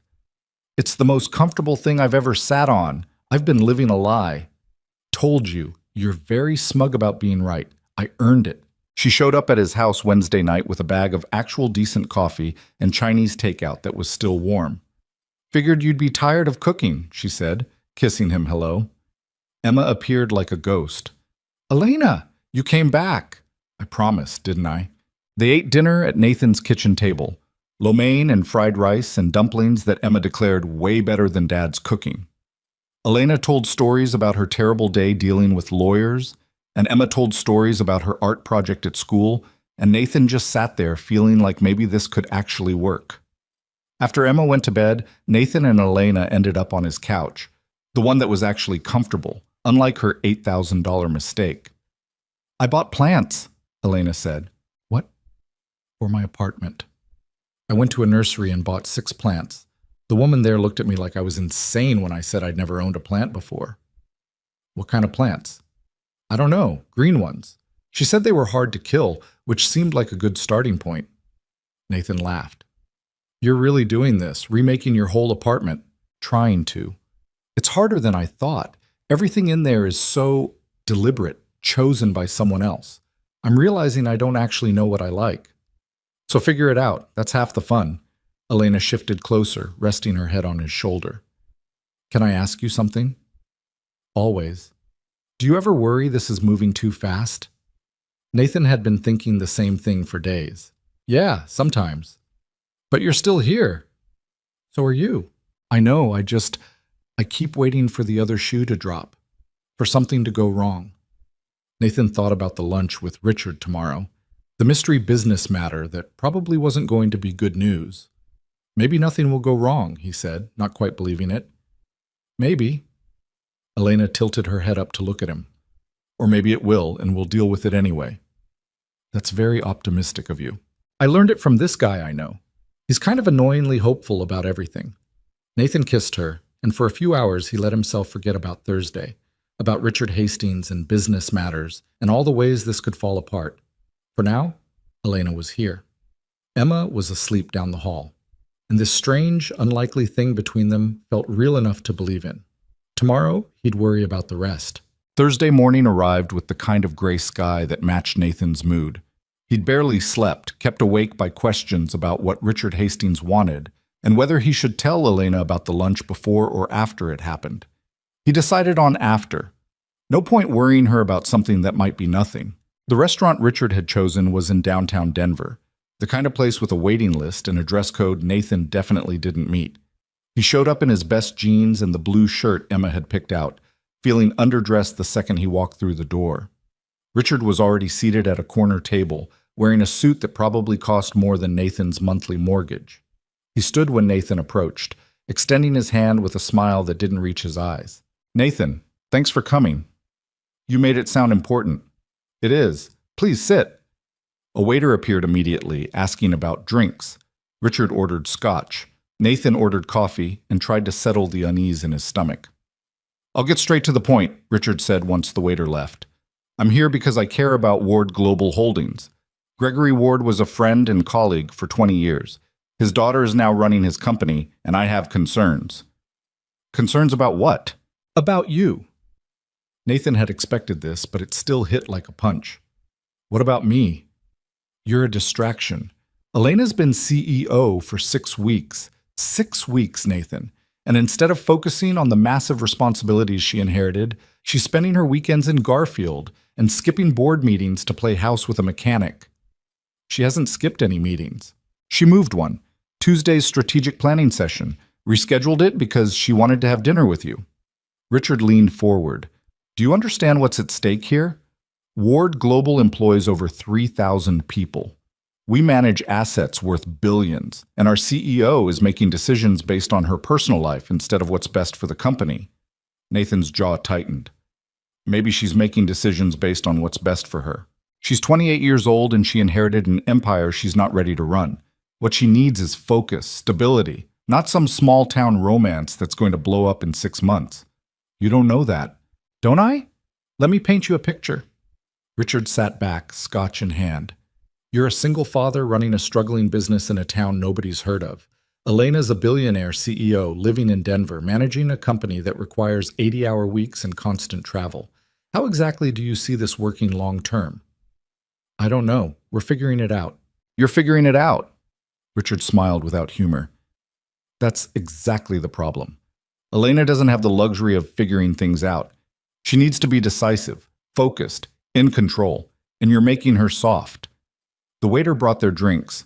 Nathan wrapped his hands around the coffee mug to keep from doing something stupid. What do you want from me? He asked quietly. I want you to end it, cleanly, before it gets messy, before she gets so attached that it affects her judgment even more than it already has. And if I don't? Richard's expression hardened. Then I'll make things difficult, for you and for her. I have friends on the board who share my concerns. We can make Elena's life as CEO very complicated if we think she's not acting in the company's best interests. That's a threat. That's reality. I'm trying to protect her from herself. And I'm offering you a way out that doesn't hurt either of you more than necessary. Nathan stared at this man who probably thought he was doing the right thing, who genuinely believed that love was a distraction and happiness was something you earned after putting in your 80-hour weeks. No, Nathan said. Excuse me? I said no. I'm not ending things with Elena because you think it's inconvenient for your board meetings. Nathan stood up. And if you try to make her life difficult because she's finally found something that makes her happy, I'll make sure everyone knows exactly what kind of person you are. You're making a mistake. Probably. But it's my mistake to make. Nathan walked out before Richard could respond. His hands were shaking. His heart was racing. But he felt lighter than he had in days. He called Elena from his truck. Hey, she answered. I was just thinking about you. We need to talk. Can I come over? Her voice shifted. What's wrong? Nothing. Maybe something. I don't know. I need to see you. I'm at the office, but I can leave. Meet me at my apartment in 30 minutes. The drive to Denver felt longer than usual. Nathan replayed the conversation with Richard over and over, trying to figure out if he'd made things worse. Richard had connections, power, the ability to make Elena's professional life hell if he wanted to. But what was the alternative? Walk away from the best thing that had happened to him in years because some board member thought it was inconvenient? Elena was waiting when he arrived, still in work clothes but with her shoes kicked off. She looked worried. Okay, you're scaring me. What happened? Nathan told her everything. The message from Richard, the lunch, the threats about making things difficult. He watched her face shift from confusion to anger to something harder. He said I moved a board meeting for you? She asked when he finished. Yeah, Tuesday's strategic planning thing. That meeting was already scheduled for Wednesday. I didn't move anything. Richard wasn't even there. He was in California. She started pacing. This is unbelievable. He's making things up to justify his concerns about us. So it's true? Other board members are worried? Elena stopped pacing. Probably. I've been getting pressure from a few of them. Nothing explicit, just comments about my focus, about whether I'm ready for this position. I thought it was normal new CEO hazing. Maybe it is. Or maybe Richard's been organizing opposition because he thinks I'm not taking the job seriously enough. She sat down on her new IKEA couch. This is exactly what I was afraid of. Your world and mine colliding in ways that hurt both of us. Nathan sat beside her. So what do we do? I don't know. I can't just ignore the board. They have real power. If enough of them think I'm not capable, you are capable. You're running $1 billion company and making it look easy. It's not easy, Nathan. It's never been easy. I'm barely holding it together most days. She looked at him. And yeah, maybe I have been distracted. Maybe I've been thinking about you when I should be thinking about quarterly earnings. But for the first time in my life, I'm actually happy. And I don't know how to balance that with everything else. Nathan took her hand. Then we figure it out. Together. How? Richard's right about one thing. Our lives don't exactly overlap. You're in Garfield with Emma and the garage. I'm here with board meetings and investor calls. How do we make that work without one of us giving up everything? I don't have all the answers, but I know I don't want to lose this because some board member thinks you should be miserable and focused instead of happy and focused. Elena laughed despite herself. When did you become so wise? I'm not wise. I'm just stubborn. And I really like you. I really like you too. She leaned her head on his shoulder. I'm just scared this is going to fall apart. It might, but it also might not, and we won't know unless we try. They sat in silence for a while. Outside, Denver hummed with evening traffic. Inside, the apartment felt different than it had a week ago. Less sterile, more lived in. The IKEA couch, the plants that Elena was probably overwatering, the actual books on the coffee table instead of just design magazines. Small changes, but they mattered.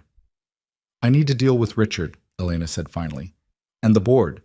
I can't let them think they can manipulate me through my personal life. What are you going to do? Call a meeting. Address their concerns head on. Make it clear that my personal life is my business, and as long as the company's performing well, they can keep their opinions to themselves. That's pretty badass. I learned from someone who stood up to security guards for a stranger in a wet coat. Nathan smiled. That guy sounds like trouble. He is, but he's worth it. The board meeting happened 2 days later. Elena told Nathan about it that night, over dinner at his house. Emma had begged to help cook, so they'd made spaghetti that was only slightly burnt. How'd it go? Nathan asked, while Emma was in the other room. Better than expected. I laid out the company's performance numbers. We're up 12% from last quarter. Then I told them that my personal life was not up for discussion unless it directly impacted my job performance, which it hasn't. She twirled spaghetti on her fork. Richard tried to push back, but 3 other board members shut him down.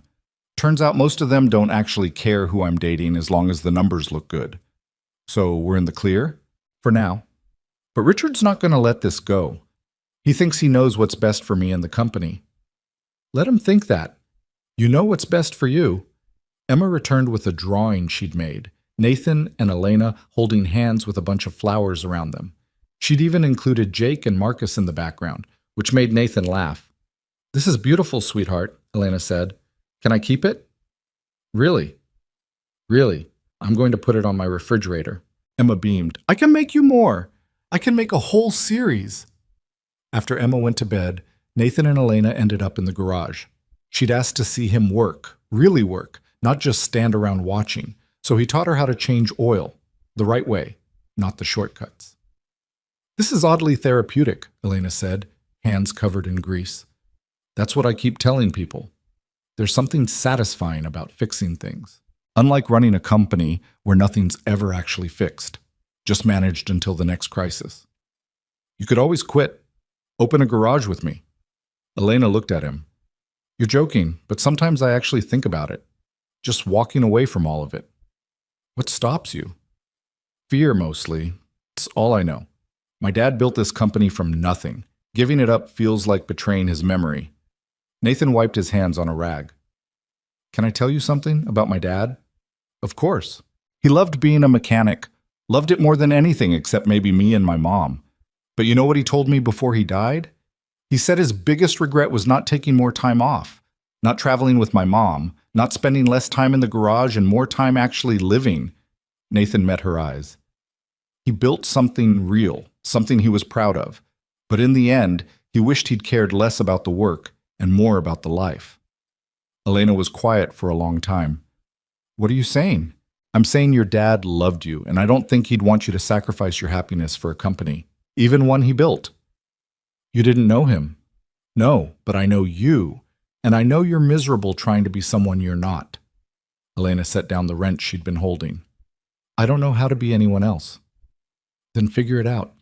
You're smart. You'll figure it out." She smiled, echoing the words he'd said weeks ago. "You have a lot of faith in me." "Yeah, I do." They kissed in the garage, surrounded by tools and motor oil and the smell of honest work. And for a moment, everything felt simple. The next few weeks were a balancing act. Elena came to Garfield most weekends. Nathan drove to Denver when he could. Emma started asking when Elena was coming over next, which made Nathan's heart do complicated things. Marcus finally met Elena at a barbecue Nathan hosted in March. He pulled Nathan aside after about 10 minutes. "Okay, I get it now," Marcus said. "Get what?" "Why you're willing to make this work. She's perfect for you." "She's a billionaire CEO and I'm a mechanic. We're basically a walking cliché." "You're two people who make each other happy. That's not a cliché, that's just life." Betty from the diner had opinions too, which she shared while Nathan was picking up lunch one day. "That girl's good for you," Betty said. "Haven't seen you this happy in years. You don't think it's crazy? The whole situation?" "Honey, I've been married 3 times and divorced twice. Crazy is relative. If she makes you smile like that, hold on to her." But the real test came in April, when Elena had to make a decision about the company's future. She showed up at Nathan's garage on a Tuesday afternoon, which was unusual. She never came during the week. "What's wrong?" Nathan asked, seeing her face. "The board wants to expand. Open offices in 3 new cities, double our workforce over the next 2 years. It's a huge opportunity. Exactly the kind of move my father would have made. But it would mean more travel, more time away, less..." She gestured around the garage. "Less of this. Less of us." Nathan felt his stomach drop. "What do you want to do?" "I don't know. The smart business decision is to expand, but the smart life decision might be to stay small, stay manageable, stay happy." "Yeah, stay happy." They sat in the office, coffee going cold, while Elena talked through the options.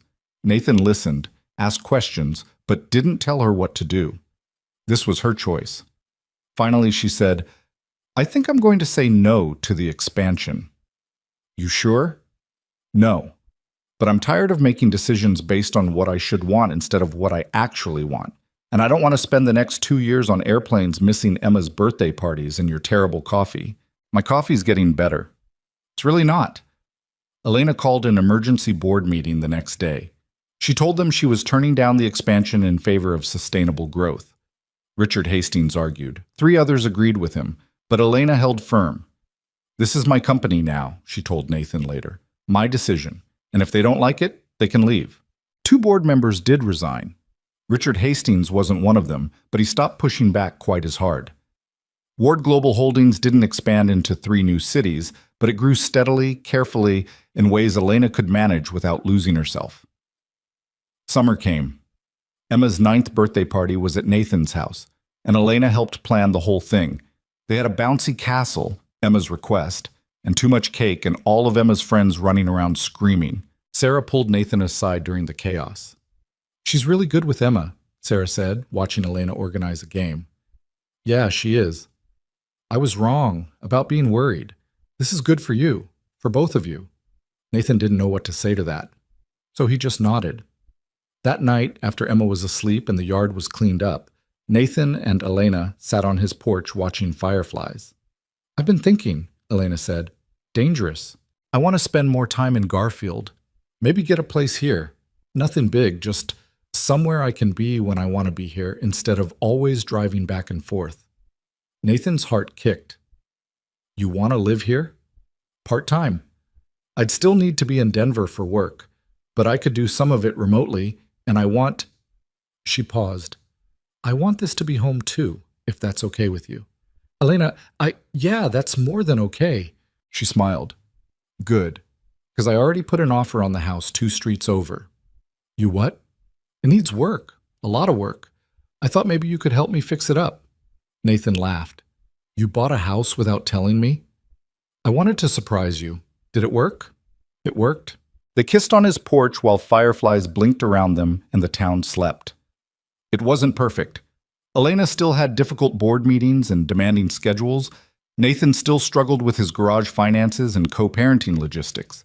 They still fought sometimes about stupid things like whose turn it was to do dishes or whether they were spending too much time together or not enough. But it was real, messy and complicated and absolutely real. By fall, Elena had moved into her Garfield house, a small ranch that was nothing like her Denver apartment. She painted the walls herself, bought furniture from actual stores instead of catalogs, and planted a garden that she had no idea how to maintain. Nathan helped with the renovation work. Emma helped decorate. Marcus helped with absolutely nothing, but showed up to drink beer and offer commentary. You know what's wild? Marcus said one Saturday while they were fixing Elena's porch. What? 6 months ago, you were convinced you'd be alone forever. Now you're helping your girlfriend renovate her second house. Life's weird. Life's good, man. There's a difference. Emma started spending weekends at Elena's house sometimes. They'd have girls' nights, movies and popcorn, and painting their nails colors that Emma picked out. Nathan would come over Sunday morning to find them both asleep on the couch, surrounded by blankets and half-eaten snacks. Those were his favorite moments, the quiet ones where everything felt settled. One Sunday in October, Nathan woke up in Elena's bed. The house was still theirs separately, but the lines were starting to blur, and found her already awake, staring at the ceiling. What are you thinking about? He asked. How different my life is now, how different I am. Good different or bad different? Good. Definitely good. She turned to look at him. I've been thinking about stepping down as CEO. Nathan's eyes widened. What? Not immediately, but in the next year or two. I want to find someone who actually wants to run the company, who's passionate about it in a way I'm not. And I want to, I don't know, figure out what I actually want to do with my life. What do you want to do?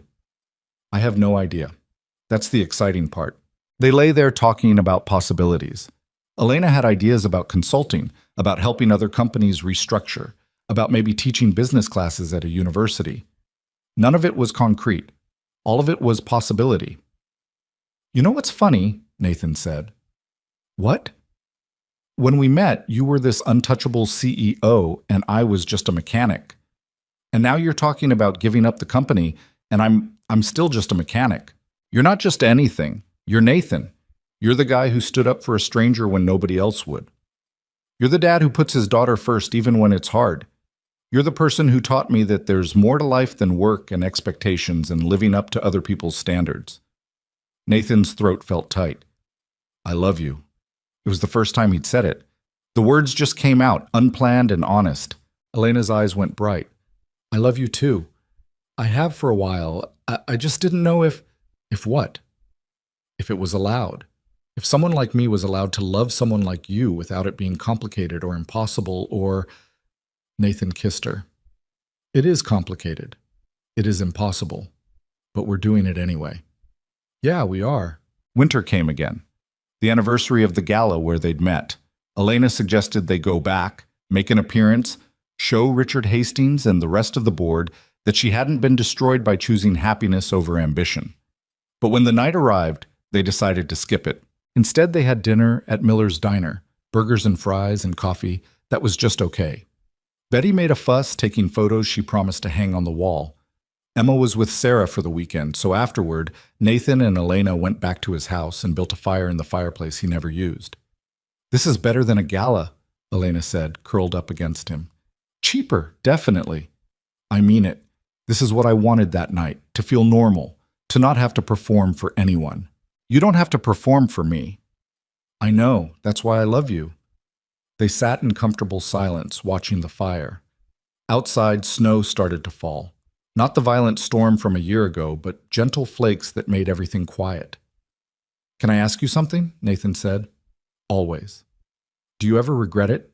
Choosing this life instead of the one you were supposed to have? Elena thought about it. No, I regret the time I wasted trying to be someone I wasn't. But this, us, I don't regret any of it. Even when it's hard? Especially when it's hard. The hard parts mean it's real. Nathan pulled her closer. Marcus is going to be insufferable when I tell him you said that. He's been saying the same thing for months. Marcus is smart. Don't tell him that. His ego's big enough.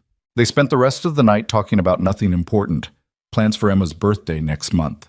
The weird noise Elena's car was making that Nathan promised to look at. Whether they should get a dog, which Emma had been campaigning for with increasing intensity. Normal things. Real things. The kind of things that built a life instead of just a story. At some point, Elena fell asleep. Nathan stayed awake a little longer, watching her breathe, feeling grateful for the strange series of events that had brought them together. A charity gala, a snowstorm, a woman in a wet coat who needed someone to stand beside her when the room turned cold. He'd done one small thing, spoken 3 words when it would have been easier to stay silent, and somehow those 3 words had changed everything. Not because they'd led to some fairy tale romance where everything was perfect, but because they'd led to this. To quiet Sunday nights and shared coffee and someone who saw him completely and chose him anyway. The fire burned down to embers. The snow kept falling. And Nathan Cole, mechanic from Garfield, single father, ordinary guy who'd never expected much from life, held the woman he loved and felt like the luckiest person alive. Not because everything was perfect, but because it was real. And real, he'd learned, was worth more than perfect ever could be.